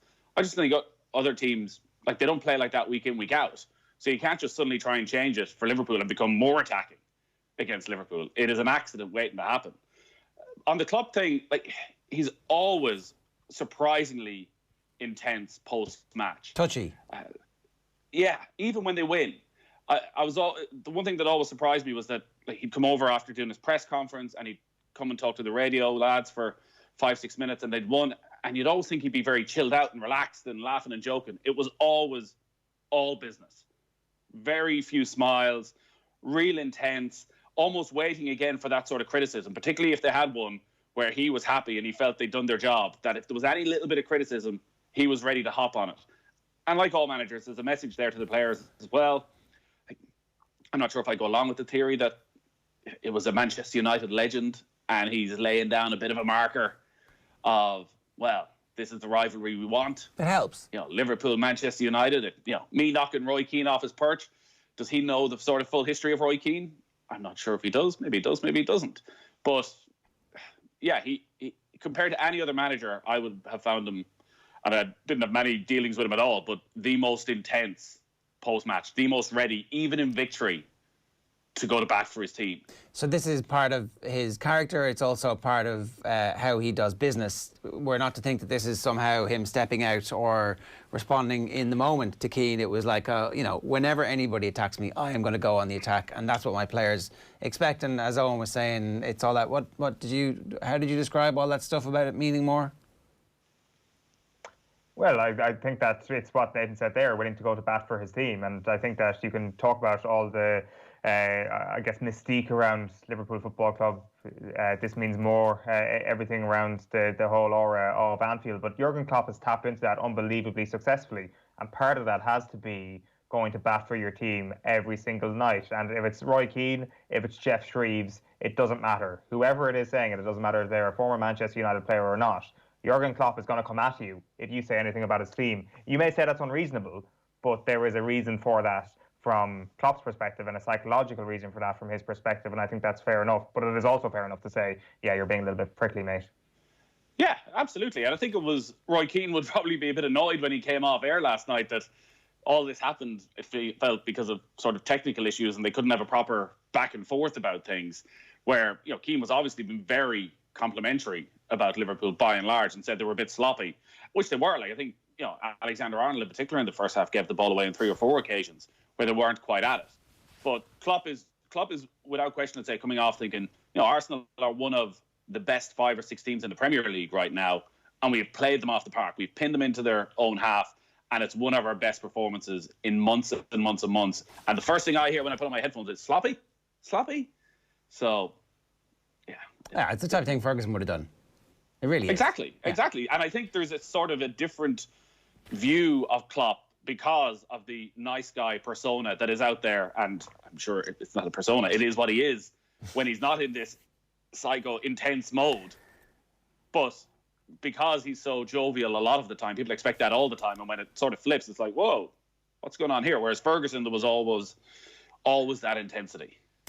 The hagiography that surrounds Mikel Arteta is interesting when you compare and contrast it with the knives out approach to Frank Lampard. I understand that there's 250 million difference in the spending, but it's fair to argue that neither club has actually made that much progress in terms of the table since the arrival of the two managers. Again, Lampard's been there a good bit longer. I just think it's interesting that Mikel Arteta is the second coming of Jesus Christ, according to most of the stuff that I read and how the conversations go. And yet it seems to me, I'm doubting Thomas here. I want to put my hand in the gaping wound. I want to feel the fleshy bloods and see, okay, actually, you are the second coming of the risen Lord here, Mikel. I can feel the bits where, you've been stabbed. Who were the knives out for like Frank Lampard? Like, sorry, Nathan, I know you're trying to come in there. Just one quick thing on that. I think it's very important to judge the basis here. Chelsea were Premier League champions 3 years ago. Arsenal haven't won a Premier League title since the Invincibles. They've stagnated for so long. And yes, your own argument falls down when you mention the 250 million. It falls down immediately when you say that. Yes, Arsenal have made bad signings themselves, but that is why there is a difference in standards. They're coming from a higher base, and they have spent a lot more money. Arsenal still look like the same flaky Arsenal when the moment came, when it was going to be 2-2, when you were going to put some pressure on the champions and make them think again. Straight at the goalkeeper. Thanks very much. That's what you get. Is that a Mikel Arteta? Is that a club-wide failing in your view? I mean, I can just go by the fact that the manager's in charge of how everything works, and Arteta, as the second coming of Jesus, is supposed to have his striker make it 2-2. There's nothing he can do about that. They create a chance, as you say, they score that chance, and suddenly it's a brilliantly organised Arsenal team who've held out and shown a bit of character. I don't think you compare Lampard and Arteta. Arsenal have been in some sort of existential crisis for a decade at this stage, where the supporters don't trust the players, don't like the attitude, don't like the style. Just didn't like the club. Like, they were quite literally fighting with each other in the stands at times. I think back to when Liverpool went 4-1 up at Arsenal 3-4 years ago. So that's where they're coming from, a low place. They want to be better organised. I think they're realising it's going to take a long time in a climate where they're not spending more money than anybody else. So they need a manager who can just get them organised and bit by bit try and build themselves back up. Chelsea have splashed the cash this year and have said, yeah, I've done that, with an expectation that they should be pushing closer to a Premier League title. But I think Arteta's done well. He has them playing a definite style of play, which will be good enough to beat the vast majority of teams. It's a more attractive style of play. Again, still think there's questions about them defensively. He doesn't seem to know exactly who his central midfielders and what his best selection there is. So there's a lot of work to do. But from where they were under Unai Emery, and particularly in the last while under Arsene Wenger, I think they've made pretty giant leaps. How do you see that, though? Like, what can you I am just asking questions about this, right? Because I really hope that Arteta makes Arsenal a force to be reckoned with, and their attacking trio is pretty exciting. But I'm surprised at how quickly everyone's like, "Oh, this is great! This is brilliant!" But they weren't in that game last night. All of the reports in the papers, apart from the suggestion that Mane should have been sent off, which would have changed the game, even then, from what I'm reading, 10-man Liverpool would have bossed the game and won it 2-0 because all of a sudden they're on edge and the mistake doesn't happen. Where's the evidence, really? They won the cup. Villa beat Arsenal last year at the end of the season. Yeah, but you're comparing Liverpool last night to, if not the best team in Europe, the second best team in Europe, and they're a long, long way away from that. Arsenal were taking on one of the top two teams in Europe last night. So they're always going to struggle against a team like that, and it will be some sort of a smash and grab if they're to go and win that. But sorry, I've got a 2-year-old smashing the place up in front of me here. Smashing and grabbing. She's just not happy with my Arsenal conversation at all. She's like, let me in. What is this guy on about? Can I just anyways. Just I know what you're trying to say in a way, Gerald. What is the actual measurable way of progress? Because there was a lot of bad results under Arteta at the end of last season. You said you'd be happy with a 6th place finish if they were pushing for 4th, Eoin. That's I didn't say that. I didn't say I'd be happy with a 6th place finish there. I was saying that would be an actual step forward, considering how desperate they have been for the last couple of seasons. But actually, just to go along with the sound of caution for a moment, because I think it's quite easy for Jamie Carragher to sit in a Sky studio and say, whoever comes up against Liverpool, they'll be there in a couple of years. Look at Jurgen Klopp when he started for Liverpool. Things were tough, and it took 4 or 5 years for things to get to the level that they're at now. I don't think you can automatically throw that at every club with a young manager and say that they are going to reach Liverpool's level. If anything, there was a minuscule chance of that ever happening. So I think that it's worth tempering that a little bit, that if people are excited about Mikel Arteta being the second coming of Jurgen Klopp on a Premier League team, I think they need to park those expectations for sure. You look at, say, the start of the Jurgen Klopp era at Anfield, and looking at the players that he immediately came into the club and who stayed to their current day of success. And I know he's gone now, but you had Dejan Lovren, who was 26. You had Joe Gomez, who was 19. You had an athletic freak in James Milner, who is the outlier here, who was 30. Henderson was 26. Firmino was 24. This is the sort of age profile you're talking about. In the second season, then, when Wijnaldum is in there at 26, Sadio Mane is in there at 25, and Trent Alexander-Arnold comes in at the age of 18. If you're basing Arsenal off that base, look at their front three right now. Pierre-Emerick Aubameyang is 31, Willian is 32, Lacazette is 29. They're not going to be there at the end of this 3, 4, 5-year plan. They're certainly not going to be playing at their current level unless Aubameyang is a James Milner type freak, which I accept there is a chance. But it's not going to be the same level of a vertical-esque curve that Liverpool have shown. You go back to midfield, and Nathan's dead right that there are so many issues here as well. Xhaka is 28, Elneny is 28, but actually the problem there is not their age at all. It's that they're very ordinary midfielders. And I know that they're trying to go out and sign Partey or Aouar, and they're both of the right age profile. But these are the sort of necessary signings. These aren't just luxury signings. But sorry, your argument about giving them time to build, the counter to that is their front trio now are a win now team, and so therefore it with that group, anything less than Champions League is essentially failure.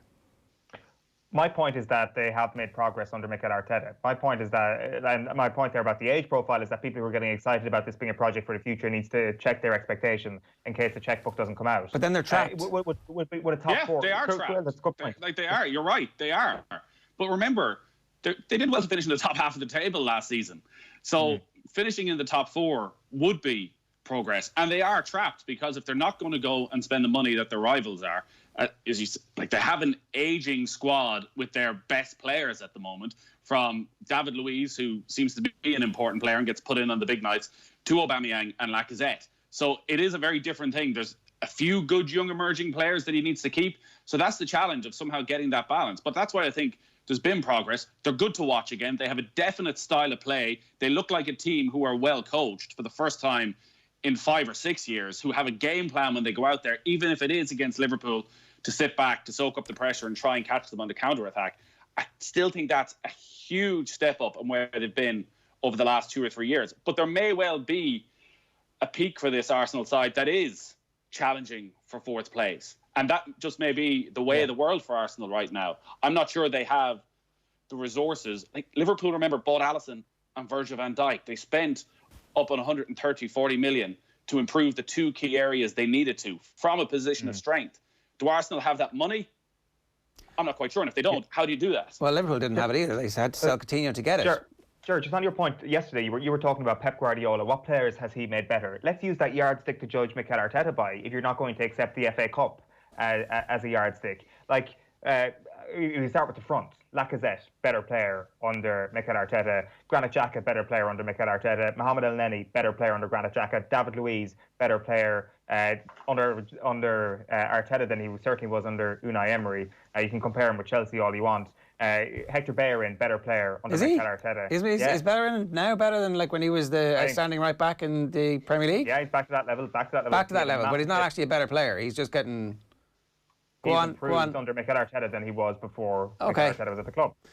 Like, I mean, if you're going to use that yardstick for Pep Guardiola, you've got to be able to stand over that yardstick. Yeah, and fair enough. If you're telling me that he's making all these players better, then that's your answer to the question about prove to me that he's making progress. The players are actually getting better.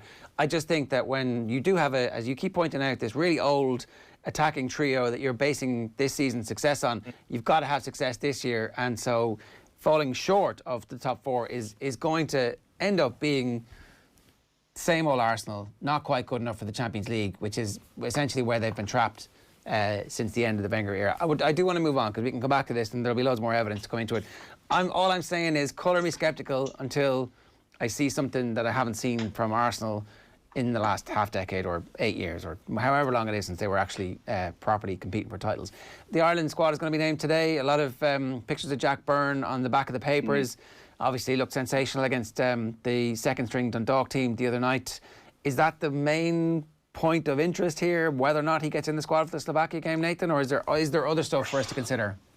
No, I don't think so. Jack Byrne will be the one that people will focus on. He's in far better form now than he was when the last squad was announced. I know people were talking about, maybe because the League of Ireland games might have had to been cancelled, he would have had to quarantine, things like this.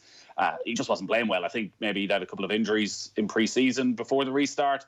Whereas now, again, he's comfortably back to being the best player in the league. And there should be spots in the squad. He only named a 23-man squad last time because of travel restrictions and the bubble and all that sort of stuff. But Ireland have 3 games in a week, 3 games in 6 days.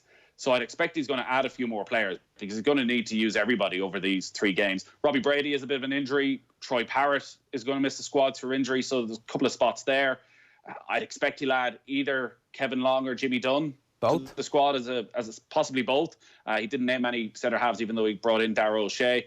So if he can, I would say he'll name a 27, 28-man squad. Maybe not all of them travel to Slovakia, but no, unfortunately, there's not too many outside of the sort of 23 who you're saying have got to come into this. But the good news is that actually a lot of those in the 23 have started the season brilliantly. So the bigger question will be what's the team selection rather than what's the squad, because Conor Howard, whom we saw last night, getting a run of games at the start of the season for Aston Villa, contributing all over the pitch, suddenly looks very comfortable at Premier League level. James McCarthy started the season really well, but in a midfield too for Crystal Palace. So again, is there a change potentially in system to get the best out of him? Jeff Hendrick wasn't great at the weekend, but obviously is playing week in, week out. And like the main question that he's going to be asked today is Seamus Coleman or Matt Doherty. And right now, it's hard to see how you don't play Seamus Coleman. You have to play Seamus Coleman, don't you? I think he does. And listen, we can sit here all day and talk about what a great character Seamus Coleman is. There's no question about that. And he's the captain of this squad. And he's not picked. He will do the right thing. He will not throw his toys out of the pram. But on the form he has shown, you've got to pick him. You have got to reward that. You've got to look at his experience. You've got to look at the type of game we're playing away in Slovakia in a playoff, with just how important it is. You cannot afford any defensive slip-ups. And I think you have to look at the way Seamus Coleman has responded, and you have to start him. You may try and fit Matt Doherty in somewhere else, but I just don't see how you don't start Coleman. I think even for the interaction with Kieran Gibbs, you're like, that guy's in my team. For the game against Slovakia, that guy is in my team. Yeah, but that's Coleman. Seamus Coleman should be on Paul O'Connell levels of adulation in this country. That's the type of leader he is. That's the type of character he is. Maybe we don't get to see it as much because that's not what you can be as a football captain compared to a rugby captain. But he has been the man in that Everton dressing room for 6-7 years at this stage. He is the one who is calling the players to order as they go through a succession of managers and underachieve. He is the one who's trying to bring all this together and is sitting looking on as they spend 200 million on players who fail and fail again. And trying to replace him. Like it is. Yeah. They bought his replacement last year and he's gone from the club already. And now you have the manager comparing him with the greatest captains that he's ever managed, who are the greatest captains in football for the last 2 decades, with a couple of exceptions. One last Coleman question, right? Why, given there are so many teams in win now mode, are nobody ringing him up Everton and going 15 million, 20 million for 2 seasons of Seamus Coleman at this level? Why would Manchester United not do that? I was saying this back in January, that when Coleman was in and out of the side, that even from a pure character point of view, to bring somebody into that dressing room who brings them to some sort of order, you would spend that money on Seamus Coleman. But most clubs are looking at the bright new 23, 24-year-old who you'll get a return on investment. Where actually Everton are an example of doing the opposite. Now, it's only 3 games. But they brought Milan in, who's 29, and they brought James Rodriguez in, who's in his late 20s. Where suddenly you have players who are ready to go. There's no settling in period. They know how to do it. And Seamus Coleman is that. So I absolutely agree that, and I think the time has probably passed, but over the last couple of years, that if you wanted someone a bit different, a bit old school, a bit of character in a dressing room, like an Arsenal dressing room, what Seamus Coleman could have done there. I think that post-injury, the form wasn't at the level it's at now, and he's back to his form. And like you would really think his game has never been based on absolute sheer pace. He obviously has had real pace at various stages, and it's important to him. But if that goes, you can still see him being a very effective defender and somebody who can influence games in the Premier League for another 3 or 4 years. So like it would make perfect. Would you rather have him or Aaron Wan-Bissaka in your team right now? Right now you would say Seamus Coleman with the form he is in. But also, he's in this form because he's playing in a really good team. So he knows now when he gives the ball to Alana or James Rodriguez, he can bomb up the right-hand side. They're not going to lose it. Yeah. Like so many times last season, Coleman is out of position. Like this is the criticism. Everton are conceding. You see Seamus Coleman chasing back 20 yards behind. He's doing that because he's made the run he's meant to make. Oh. Perhaps Nathan's been sabotaged by his 2-year-old pulling out the... She doesn't like his Coleman take either. That's enough paper talk at the moment. I'm not suggesting that Everton would sell Seamus Coleman, but I am suggesting that if you were one of those other teams in the Premier League, you might test their resolve on that and just see if they want to get back any of the money they've spent. 20 minutes past 9 this morning here on OTB AM. A reminder, good morning start with Gillette, giving you the confidence to tackle the day ahead. Time for the papers. OTB AM. The front cover of OTBsports.com. Did Mr. Keane say a sloppy performance? Yeah, when you see it written down like that, it's like, okay. Jurgen Klopp and Roy have a row. A row for the ages. I can't wait until Sky organise it so Klopp is in studio some Monday nights soon and we get to see the two of them going back and forth at it. So that's OTBsports.com for you this morning. I'm not going to lie, I had a bit of a nightmare with the newspapers this morning. Spilled coffee all over them, so some of them are inaccessible for us. And you can see a little...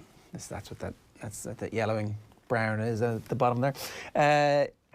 Yota's on the spot. Diogo's debut goal for Reds is Klopp and Keane clash. An unusual headline, given that it was the least important part of the entire night. But anyway, Munster Club Championship may be saved. This is a story from Philip Lanigan. It's interesting. We'll come back to that in a moment. I think everybody wants to see those Munster clubs given the opportunity to play against each other. The Racing Post this morning, O'Brien not loving the rain in Paris Stadium. O'Brien yesterday admitted the very soft ground at Longchamp is certainly not an advantage to love after Enable usurped his filly as favourite for Sunday's Qatar Prix de l'Arc de Triomphe. Jockey Club's huge sadness at 70 job losses, and Chelsea set to sail through Spurs against Chelsea tonight in the Carabao. Is it why is it not the Carabao and all the... Why was it the EFL Cup and now it's back to being the Carabao? Was there some marketing issue that we don't know about? Were you not allowed to advertise sugary drinks? Was there something to do with that? Liverpool beat Arsenal 3-1. 999. Klopp lets rip at Keane as champions power on. Lower leagues on brink. The British government has been urged to step in and save football. And Slovakia clash in jeopardy is Mark McCadden's story. Slightly different take on that in the Indo this morning. The Herald back page is... Mun form a lift for Dubs as Ballymun's form in absolutely blitzing the Dublin County final at the weekend. We talked about that yesterday with Conor McKeown. Poole in control. Sorry, I was laughing at the front cover of the Herald there, which is Ming, naked truth. Ming insists my account was hacked in Saoirse skinny dipping post. What a story. What a story that is. The Guardian this morning, Essex admit betrayal of values in Lord's celebrations. Ooh, cricketers betraying the values. What were they, hugging and stuff? Okay, so actually it's pretty grim. Essex have admitted the celebrations that followed their victory in the Bob Willis Trophy on Sunday did not meet the county's inclusive values after Feroze Kushi, a young Muslim cricketer, was sprayed with alcohol on the balcony at Lord's. And that is Andy Robertson scoring yesterday. Mane's escaped to victory. They're talking about his goal and his elbow in the Times. Also, they're talking about handballs. Andy Murray has been criticised by Mats Wilander for taking entries to big tournaments at the moment and taking the place of kids when actually he's washed up and finished. We might talk about that a little bit later on. Oh, Lucky Mane, that's the headline in the back of the Mirror. And they're also asking if Jack Byrne has done enough to get in the squad. The Irish Sun, Liverpool 3, Arsenal 1. Cop that, Mane escapes red as he floors Tierney and then Gunners. And they also have Tony Khan apologising to the Fulham fans. That's the precursor to the first manager of the year getting sacked, isn't it? And Jota's dream Anfield debut is the front of the Telegraph this morning, and Mourinho giving up on the cup. Jota an instant hit for Reds. Championship delays leave Longford facing selection crisis. Poor Longford after the farrago with nearly banning the county champions of an under-16 game. Then there was a COVID outbreak, and so the game had to be put back. So it looks like the Longford manager is going to be down to the bare bones in terms of training and then picking the team for the last few rounds of the league. Green light for playoff despite Slovakia's state of emergency is Aidan Fitzmaurice's take on the story in what's going on in Slovakia. And then the final two ones for you this morning. Liverpool's brilliance too much for a work in progress. Statement win throws down title gauntlet. That's their take on the game last night. And also very coffee-covered Irish Times. Liverpool still have that winning feeling. And Harahan on the mark as Villa win. Villa, sensational last night. I can't believe we didn't do more on Villa this morning, Eoin. Should have done more. How in love with Conor Harahan are you right now? It's a good team. It's McGinn and him and Grealish, they're small and they're not going to kick you over the course of 90 minutes or 38 games, but they're good to watch. They very, very much are. I can't really remember a Villa game that I've watched, certainly since the restart, where it's like, this is kind of boring. And I guess it helps that they're playing Fulham as well, who are in that kind of nice position where you know that any team who comes up against them is just going to score a rake of goals. So, yeah, that's coming from the Fulham side of things as well. That is 100%. If Scott Parker's not odds on to be first manager sacked at this point, I don't know who is. I think he was actually tipped by a lot of us in our pre-season crystal ball as well. David Moyes was the favourite for a long time, but then the 4-0 win against Wolves is going to help you by a month or two. For sure. Let's talk about a couple of the stories in the papers this morning. We just wanted to come back to this story on the back of the Irish Daily Mail first. Philip Lanigan's piece with a headline that says Munster Club Championships may be saved. So the Munster Council, they're keeping an open mind as to whether the Provincial Club Hurling and Football Championships can go ahead at club level. So they've got quotes here from Bob Ryan, who is the Munster Council PRO, who says it's clearly something that can be looked at in the new year, depending on how everything else is going in terms of COVID and restrictions. It's something that wouldn't be ruled out if there was a request to do it. And of course, this comes on the back of the 6 Mile Bridge hurling manager Tim Crowe went public in his support of bringing back the provincial championships early next year. I guess really what needs to happen soonish is that the GAA need to come out and actually give a defined sense of how 2021 is going to look. I guess there will be a lot more sympathy.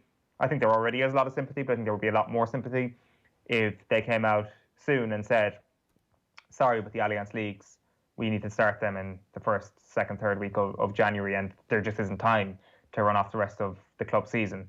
Maybe at that point then this growing talk of bringing the Provincial and All-Ireland Club Championships back begins to die at that point. But from this vantage point, you think that there might be room in the calendar, that maybe it is time to give the intercounty players a break for January, half of February, and maybe we don't need the intercounty game back as early as some people are suggesting.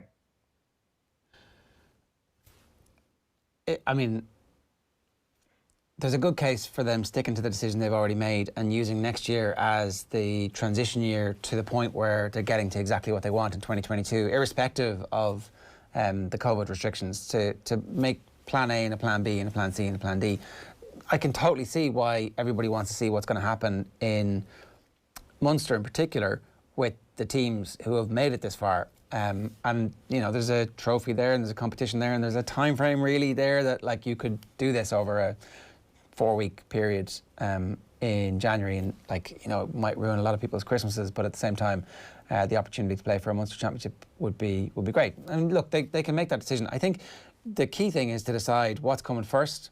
Ultimately this year club came before county, but the way that it's been suggested would be that county comes before club from the GPA, and maybe that flips, and maybe this is actually the template, is that you've got your club championships and they finish in mid-June, late June, and then July, August, September, October is the inter-county season, and then there's 2 months that are nothing. Now, those conversations haven't been had, or if they are being had, they haven't been made public, and those options haven't been explored publicly.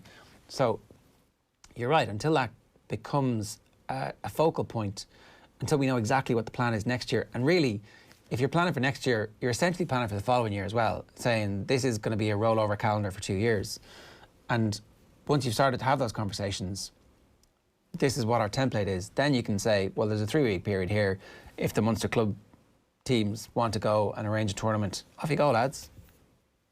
I guess it's like no surprise, but it's also great that the reason why we're having this conversation is because the club scene has been so brilliant. And when everybody talks about the fanciful notion of playing club games in good weather and having a good, vibrant club scene, we actually got that, and it's done now, basically. I mean, there's a couple more weekends in certain counties, and counties that have been unfortunate, like Longford, with certain things occurring in their championships. But I think we can draw a line under this season's club season as the most successful year for the club, certainly in my living memory, which is kind of mad when you look for positives in the year that we've had.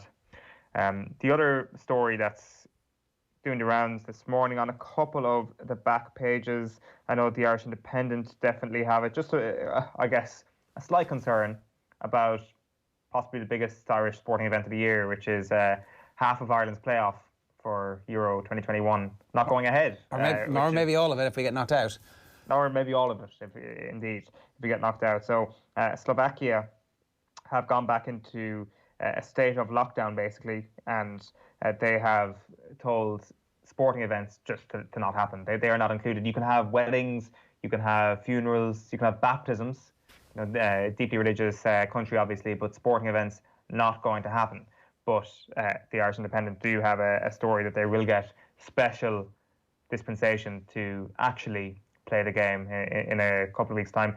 Like, what happens in the case of a country not being able to host something? Did the Slovakia team get a special case to be able to leave their country and we play them in a neutral venue or something like that? I don't know, but it's the first I've seen this morning of this thing actually being under a bit of threat. And like, it's when things got back up and running a couple of months ago, maybe we naively thought that it was kind of plain sailing and we have a way of doing this in front of empty stands and in front of empty terraces and everything would be fine. But there is obviously a societal thing here as well, that we still have to be cautious about every sporting event, that if there's going to be restrictions given by certain countries, then they need to be respected as well. But it'll be interesting to see if that story actually develops over the next couple of days. Yeah, well, the show must go on, right? So at some point, somehow, a winner from that game is going to have to be determined, and ideally on the field of play. And I don't know, I mean, what do UEFA step in and say, if the government is willing to give a derogation, you take the derogation, you play the game in Slovakia. If they're not, you play the game in a neutral venue, and if your team isn't allowed to come,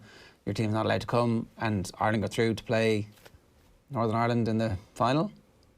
Like it happened with, no, we haven't had a case just like this, but the onus has been on the team or the country in the more unfortunate position. I mean, like Leyton Orient last week had to forfeit the game because they couldn't field enough players due to COVID.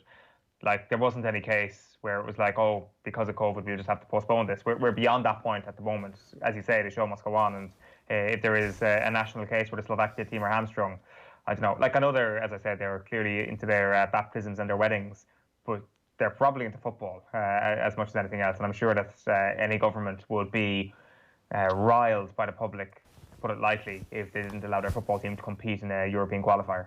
Right.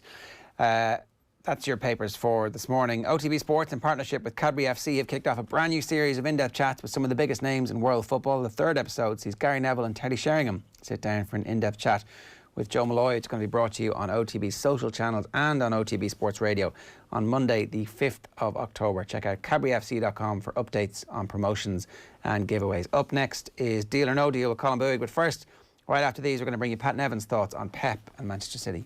OTB AM.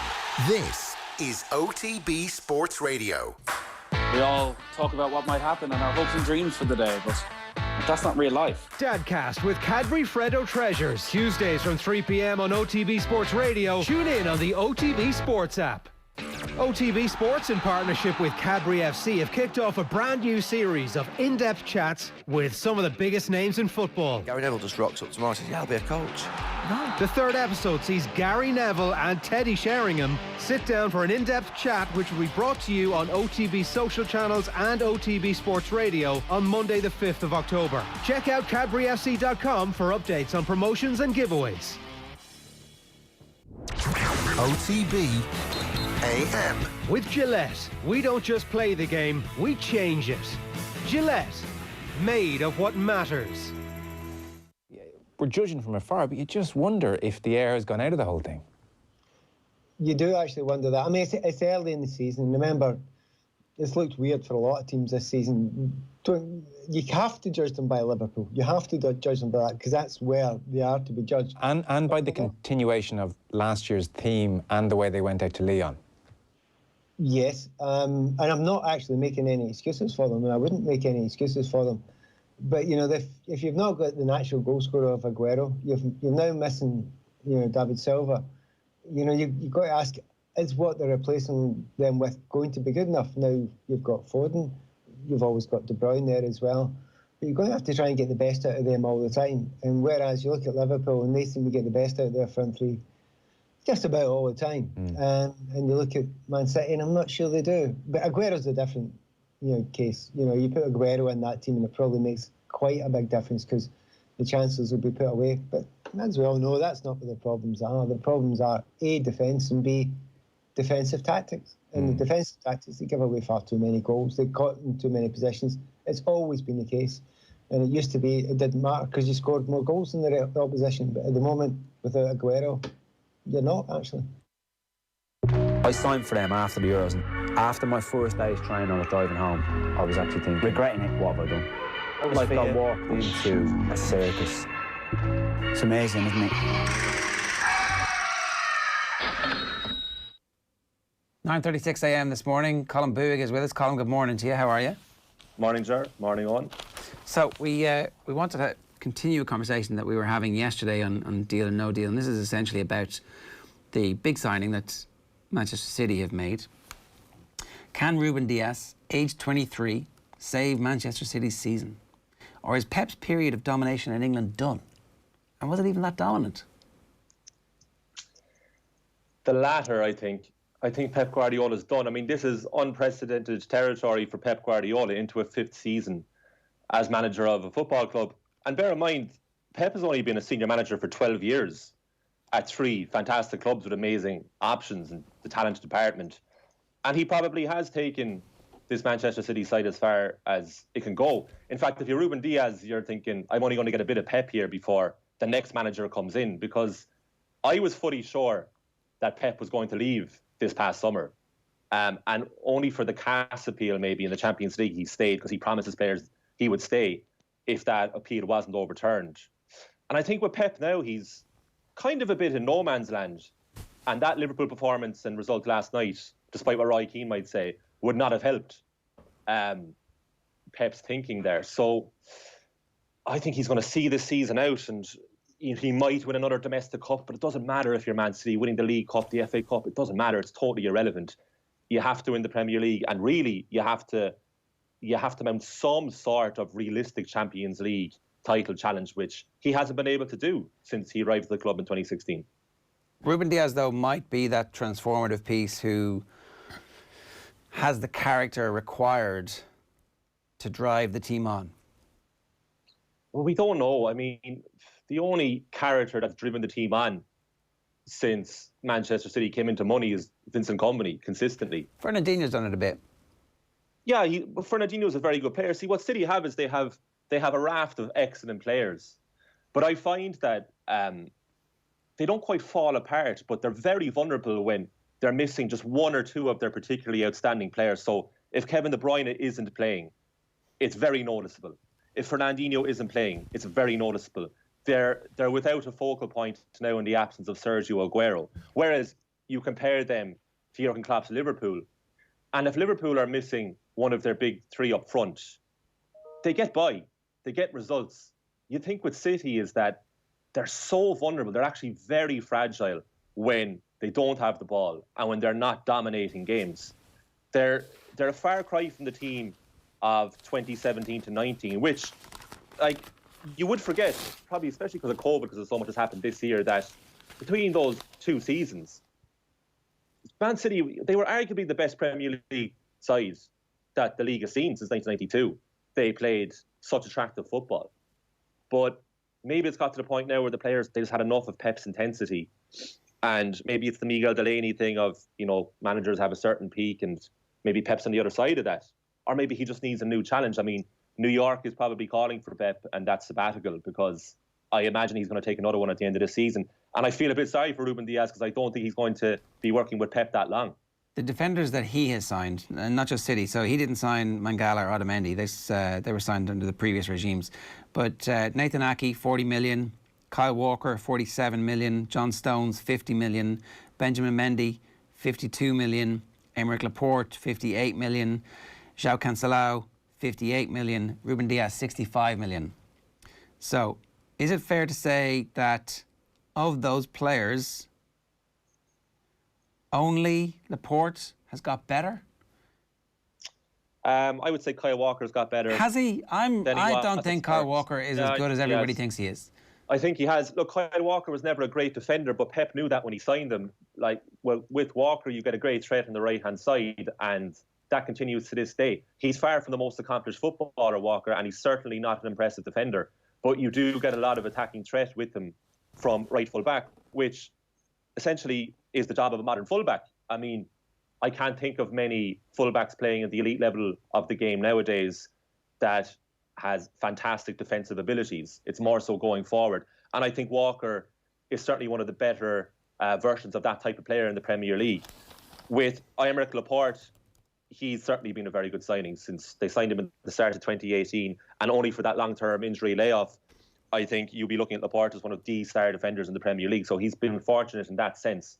The other players you named, yeah, that's the problem. I remember Benjamin Mendy playing against Arsenal in one of his first games for the club, and he looked unbelievable at left-back.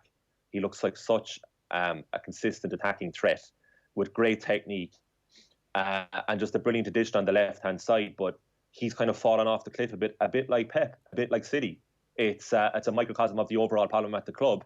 And for City, I mean, there is a question of not quite where do they go from here, but who's going to come in after Pep? That's what I'm thinking of already. Who's going to replace Pep? Kyle Walker, 4 assists last season, 1 big chance created in 29 appearances. Is that what you get for 50 million these days? 2019, 33 appearances, 1 assist, 1 big chance created. This is according to the Premier League's official website. 2017, 2018, ooh, great season, 6 assists. That's exactly what I want for my best attacking fullback, like at a championship winning team. Like, this guy is vastly overrated, I think. Well, if you're relying completely on stats and talking about assists only, so you're saying that he's like, you're saying that he's definitely got better. Like, that seems to me like that's about what you were getting out of him before when he was at Spurs. It's about the same. No, I'm not looking for my full-back to directly contribute double-figure level of assists. Has Pep made him a better player? If I get that, is the question, and I'm like, you're saying, yeah. I think he has. Yeah. I think he's become a more accomplished player. Maybe statistically on the assist front, it doesn't actually represent a massive improvement. But I'm not looking at Kyle Walker for direct assists. That's not the job I'd be looking for him to do. I would be looking for him to contribute in an attacking sense, which I think he does. I think people make a lot of excuses for Pep, because his Barcelona team was one of the best things that has ever happened in any sport ever. They were such a joy to watch. They put together some masterpieces in terms of the quality of football, and they elevated the game to a level that we haven't really seen it before or since. And that's great. Like, absolutely, it was absolutely amazing. But, like, the City era Pep is actually characterised by signings like Kyle Walker, where they haven't really improved to the level that you would expect them to, given what we've seen from Pep before. Maybe he's a slightly better player than he was at Spurs, and maybe he contributes from time to time, like, you know, with the fourth pass in a 6-pass movement that leads to a goal, and so this doesn't show up in the stats. But ultimately, like, has he become one of the best right backs in the world? Have any of the left backs become one of the best left backs in the world? Have any of the centre backs emerged and gone, yeah, I am absolutely somebody that you want in your team when you're going to be building a foundational championship-winning team who are going to compete deep into the Champions League and ultimately win it? And I can't look at any of the defenders. Like, what is the story with Cancelao? I have yet to see him nail down first team. Presumably there's injury issues. Laporte, I mean, I think there's a bang of, in his absence, his reputation grew, but certainly I would accept that he has been a success. They haven't found a partner for him. Mendy, you're saying, look brilliant in bits. Absolutely. And, like, I mean, maybe they don't even think of him as a defender anymore. John Stones is one of the biggest indictments of Pep Guardiola as a manager, I think. If they just bought him to meet the English quota, fair enough, you should say that, and you actually never had any intention of turning him into somebody. But John Stones was a defender who everybody thought was going to be a Rolls Royce. Somebody who could start plays off and dominate English football for the next couple of years, like as a new style of defender, has become nothing. And then, look, I don't know, maybe Nathan Ake's going to make it. I think it's far too early, and he's a really good player who's just starting out in his journey, and maybe a squad player. But at 40 million quid, you know, you would think. So they're the players he has bought. Who's he fixed? Yeah. Like, what are you looking for from Pep? I mean, we knew when he joined Manchester City that he wasn't a particularly great defensive coach. But like, hang on a second. Hire one. You've got the staff of 12 people. If he's not the guy, make somebody on your staff be the guy. And everybody should become a better footballer. Have any of them become better footballers? Well, yeah, I think Kyle Walker's become a better player, a better footballer. Yeah, he's not become a better defender, which is the overall point. I mean, Pep has never really made anybody a particularly great defender. Sure, he moved Philip Lahm out of defence into midfield when he was Bayern Munich manager. And then finally, he signed Javier Mascherano from Liverpool for Barcelona and moved them back in to centre-back because he just wants his players to play. I mean, this is a conversation, Ger, we were having yesterday off air, that for Pep, his defence is just an extension of his midfield, and he wants everybody to be able to play ball. He bought Shigarinski from Shakhtar Donetsk when he was Barcelona manager. I remember that. And the guy lasted a year, the Ukrainian defender. And he was in that Barcelona documentary a few years ago, Graham Hunter documentary, and said that he just could not handle the high-octane passing that Pep demanded from his players. So he is not good with out-and-out defenders. But football's modernised. He's moved on from that. The problem with Pep is that I don't think it's a defence issue. I think Pep himself has peaked at Man City.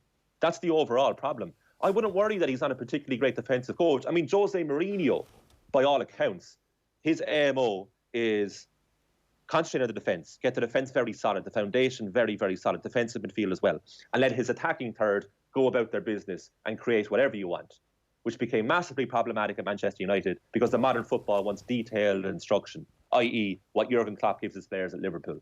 So that's why Mourinho struggles nowadays. Guardiola went the other way. Very detailed instruction to his attacking players. I mean, Georgie Kiklatsi, iconic Manchester City player, if he picks up that ball deep on the right-hand side nowadays for Man City, he is not scoring that iconic goal. Pep is saying, find your pass, find your angle. Look at what we did in training. Work on that. But sorry, hang on. We've got waylaid from the central thesis here is that he's bought badly in his defence, or he has been unable to make those players into better players. And you mentioned Klopp. Klopp is the example of players coming into his team. The Andy Robertson one is the most obvious one, where he takes a player and he turns him into somebody who may not be the best defender in the world, but is certainly a far better footballer. And we can at least say that, like, he understands what he's supposed to do. Virgil has become even better to the point where he's Footballer of the Year. Granted, he's playing with better team and better players. I just think that we've reached a point now where Pep's failings, the Barcelona thing, like the options that he had were actually better. So he inherits the team. Puyol is there and Piqué are there, and they are excellent defenders. And it's the peak of it's the long sustained period where Piqué is an excellent defender. Mascherano going in alongside him actually did have good defensive instincts, and perhaps Guardiola was able to turn him from a centre back, from a central midfielder into a centre back, and at some point he was able to do this. Like, I would actually argue that the point and that example proves that he just can't do it anymore, or has been failing to do it. So a lot rests on the kid that they've just signed from Benfica to come in and be a boss at 23. I think there's a chance as well as that there is a set of conditions here where that Ruben Diaz comes in and it's the odds are stacked against him immediately, that it is set up in a way where your central defenders are destined to fail almost. Like, I can't quite put my finger on whether or not you're right about Pep being unable to coach defenders, because he seems that he has made players better, just none of those players have been central defenders is the only thing. Like, Fernandinho has been better under Pep Guardiola. A lot of his attributes are shown on a defensive standpoint. Like, then you look at the other players that have got better, and it's probably just down to age. Like, you talk about Sterling. Like, I thought Sané took a step up under Pep. You think about Bernardo Silva, maybe Gabriel Jesus for a while as well. Like, I mean, the jury could still be out there. But I definitely think there's a disparity here. If you're picking the players that got better under Pep, they seem to be attacking players. Then again, like, they're a 100-point season, and still to this day, their attacking prowess is based on their pressing without the ball as well. I mean, it's not the same as Liverpool's pressing, but it's not a million miles away, where players have to be coached in their without the ball attributes. And he has been good at that in certain ways, but he's also been left wanting in other ways as well. And I think there's definitely truth in just there's something missing about how he's getting the most out of his central defenders at the very least, because, like, you're right about Benjamin Mendy. Like, I even thought after the restart last season, he looked really good at times, and just the inconsistencies are coming back. Ruben Diaz going to save them, yes or no, Colm? No. You're saying that they're unsavable and that he'll be gone at the end of the season? I think Pep will be gone at the end of the season. I'm sure Ruben Diaz will have a long and fruitful career at Manchester City, but it won't be with Pep Guardiola. And if they win the Champions League, will he stick around? For the Champions League? If they win the Champions League, will Pep Guardiola stick around? No. I think he'll be aiming to leave on a high, but I think he'll go either way in the summer of 2021. I think he's gone. Okay. Do you give them any chance of winning the Champions League? Yes. Yeah, I do. Because they're good enough going forward. Fair enough. Score a team. I think, the knockout football, obviously, is going to give everybody an opportunity. Okay, so Manchester United are refusing to give up their pursuit of Borussia Dortmund's England forward Jadon Sancho, making them seem a little bit creepy at this point. Is this move still possible or even likely? How much of an indictment to Manchester United is if they don't just put up and pay up? I think Manchester United will sign Jadon Sancho, but I don't think it will be in this transfer window. Dortmund came out yesterday with a statement saying, kind of, why would we sell now when we can probably get better value for him next summer, once hopefully COVID has dissipated a bit and the transfer market improves for the seller and there's more clubs interested who are willing to pay the 120 million. Now, a lot of clubs and agents and players talk bluster in the last week of a transfer window, so nothing shocks you in football. So Sancho could be a United player come the end of this week, but I would give it 4.5 out of 10 that it will happen in this window. So just slightly less than 50% chance, because I think the player wants to go to United. What's the point of waiting until the next window? It won't happen. Why wait until the next window? They don't want. Are you from a Sancho point of view or from a United point of view? For Manchester United, it's literally pointless waiting extra time. They want him now. They want him now, but they're not going to get him now. Like, that's my point. But United pay the money. Definitely want him. No, they're already stalling over Alex Telles and for about £6 million. Well, that's the difference. This has proven to be the team of Man United in the last 7 years post Alex Ferguson. They're trying their best to be the tough men in transfer markets, and they're being laughed at by all the other clubs. And how did it work out over Bruno? Waiting that extra window for Bruno. How did that work out? Well, it's good now, but of course, United should have had him for a full season, yeah, but we have him now. And he'd be even better now.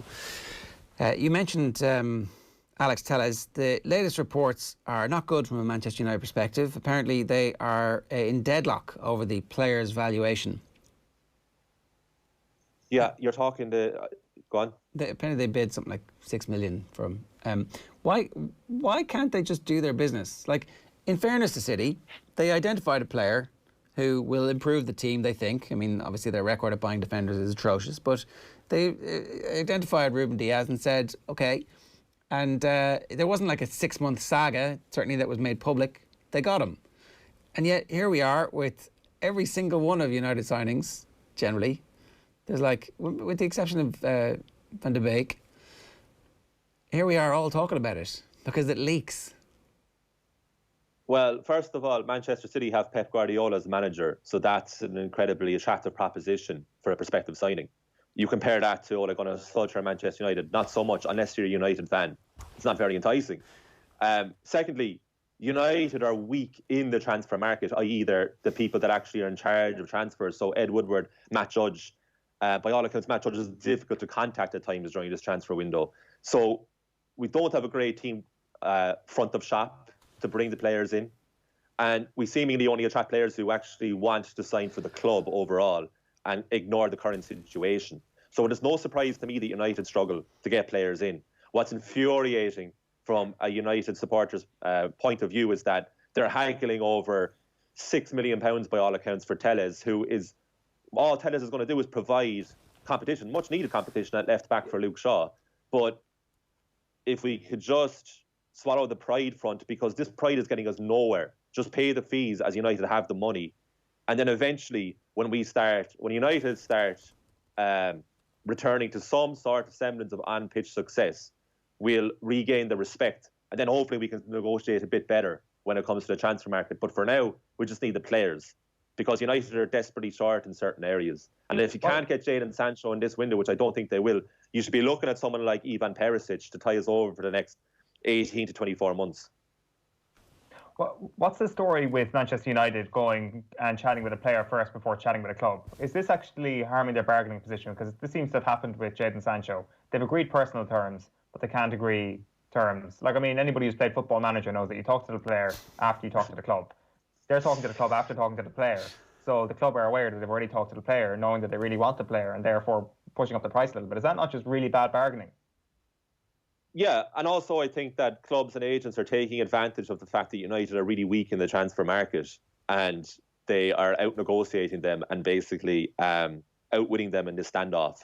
So United appear to go about this in the wrong way. I mean, Donny van de Beek is the outlier. I don't know how that transfer was secured, considering Barcelona were interested in his services too. But again, he just wanted to join United. He wanted to join Manchester United as opposed to the current United setup. That's all that United have going for them at the moment, is the long-term reputation of the club. So going directly to the player obviously isn't working for United.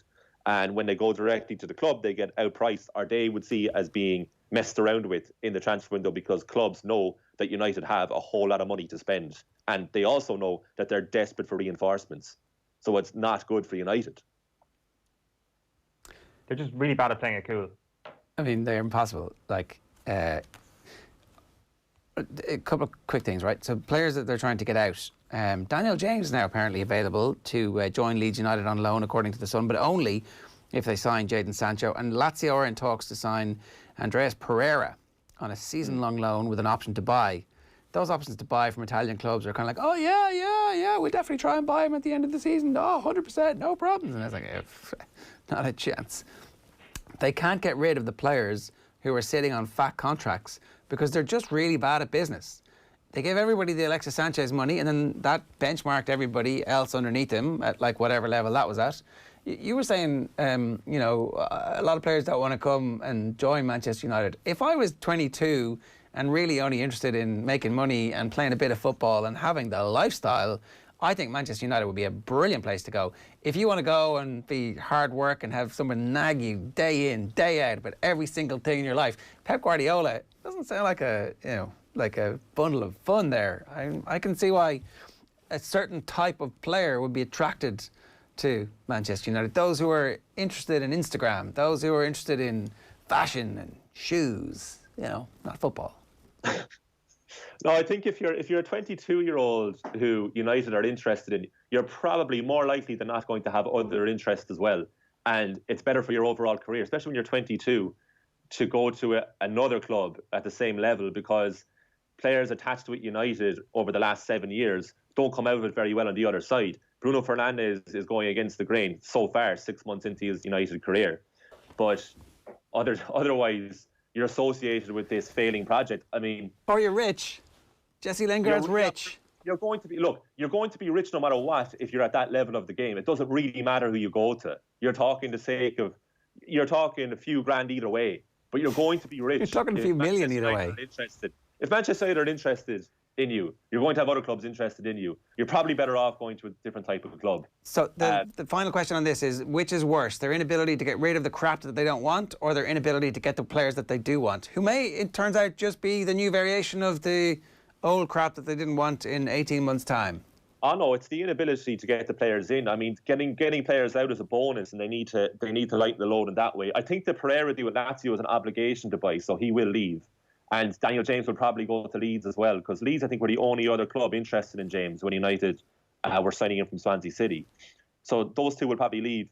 But no, it's far more important and imperative that United bring players in that will actually add to the squad. The problem with United is it's a completely bloated squad, and the players that aren't playing at the moment, who aren't in the strongest starting 11, i.e. the team that played against Brighton at the weekend, with the exception of Van de Beek, they do not make United stronger. The strongest 11 against Brighton was the strongest team plus Van de Beek. So they need players who would genuinely improve the squad. And then one or two of those players, the starting 11, can then go onto the bench. Then suddenly you have a very good team. The thing about this Premier League season is this dystopian football that we're playing now with fanless stadia and joyless goals. It's like a training session, basically, that you're watching, is that like 19 out of the 20 Premier League teams are incredibly inconsistent at the moment. So really, United, with the starting 11 that played against Brighton, can probably beat about 3/4 of the sides in the Premier League. You don't know which 3/4 because everyone's so inconsistent, but it's probably good enough to beat most teams in the Premier League. But then you look at the other side, and that very same team are never going to win a title. They're not a title-winning side. So that's the difference. So you have to get that last part, which is the most crucial part, which United have proved that they cannot do in the last 7 years. All right. So something needs to fundamentally change structurally. The point about training is a good one. Aidan McGeady was always apparently the world's best trainer. Somebody should sign him quickly and add him to the team. The last one is that I wanted to just bring up here was there was something about Arsenal trying to sign. Yeah, Arsenal have been given until Friday, Eoin, to complete the signing of Houssem Aouar by Lyon president Jean-Michel Aulas. They've just got to do him just for the sake that we can just go say his name. Right? Do it. Well, 100%. If you can get him or Partey before the end of the week, that will be a very, very successful week. And I mean, either or. You get them both, it's an amazing week. But they could probably only afford one or the other. They need a player like that. And they also need a player like Partey. They desperately need to fill both of those midfield positions, the defensive midfielder and the creative midfielder, two vital positions. So it will be a great week's work of our... That's it. Sorry, I couldn't quite nail it just like you. Would be a good week if he was an Arsenal player come the end of it. It would be great. Don't Arsenal need defenders? Doesn't every team besides Liverpool base need a centre half? If they're called Aouar or Partey, I'm on board with them signing defenders. Otherwise, that seems to be a lot of teams' policy at the moment, signing on name value alone. Right, that is Deal or No Deal. Colin, thanks very much. I signed for them after the Euros, and after my first day's training on driving home, I was actually thinking, regretting it, what have I done? Like I walked into a circus. It's amazing, isn't it? Good morning. Start with Gillette, giving you the confidence to tackle the day ahead. Coming up today on OTB Sports Radio, an off-the-bench classic interview with the current Man United manager, Casey Stoney. OTB Gold, Jerry Eisenberg on Ali. Dagcast is live from 3. Meads Mount Rushmore with Hector at 4.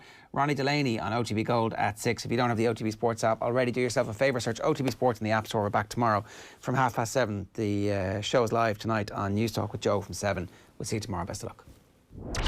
OTB AM. With Gillette, we don't just play the game, we change it. Gillette, made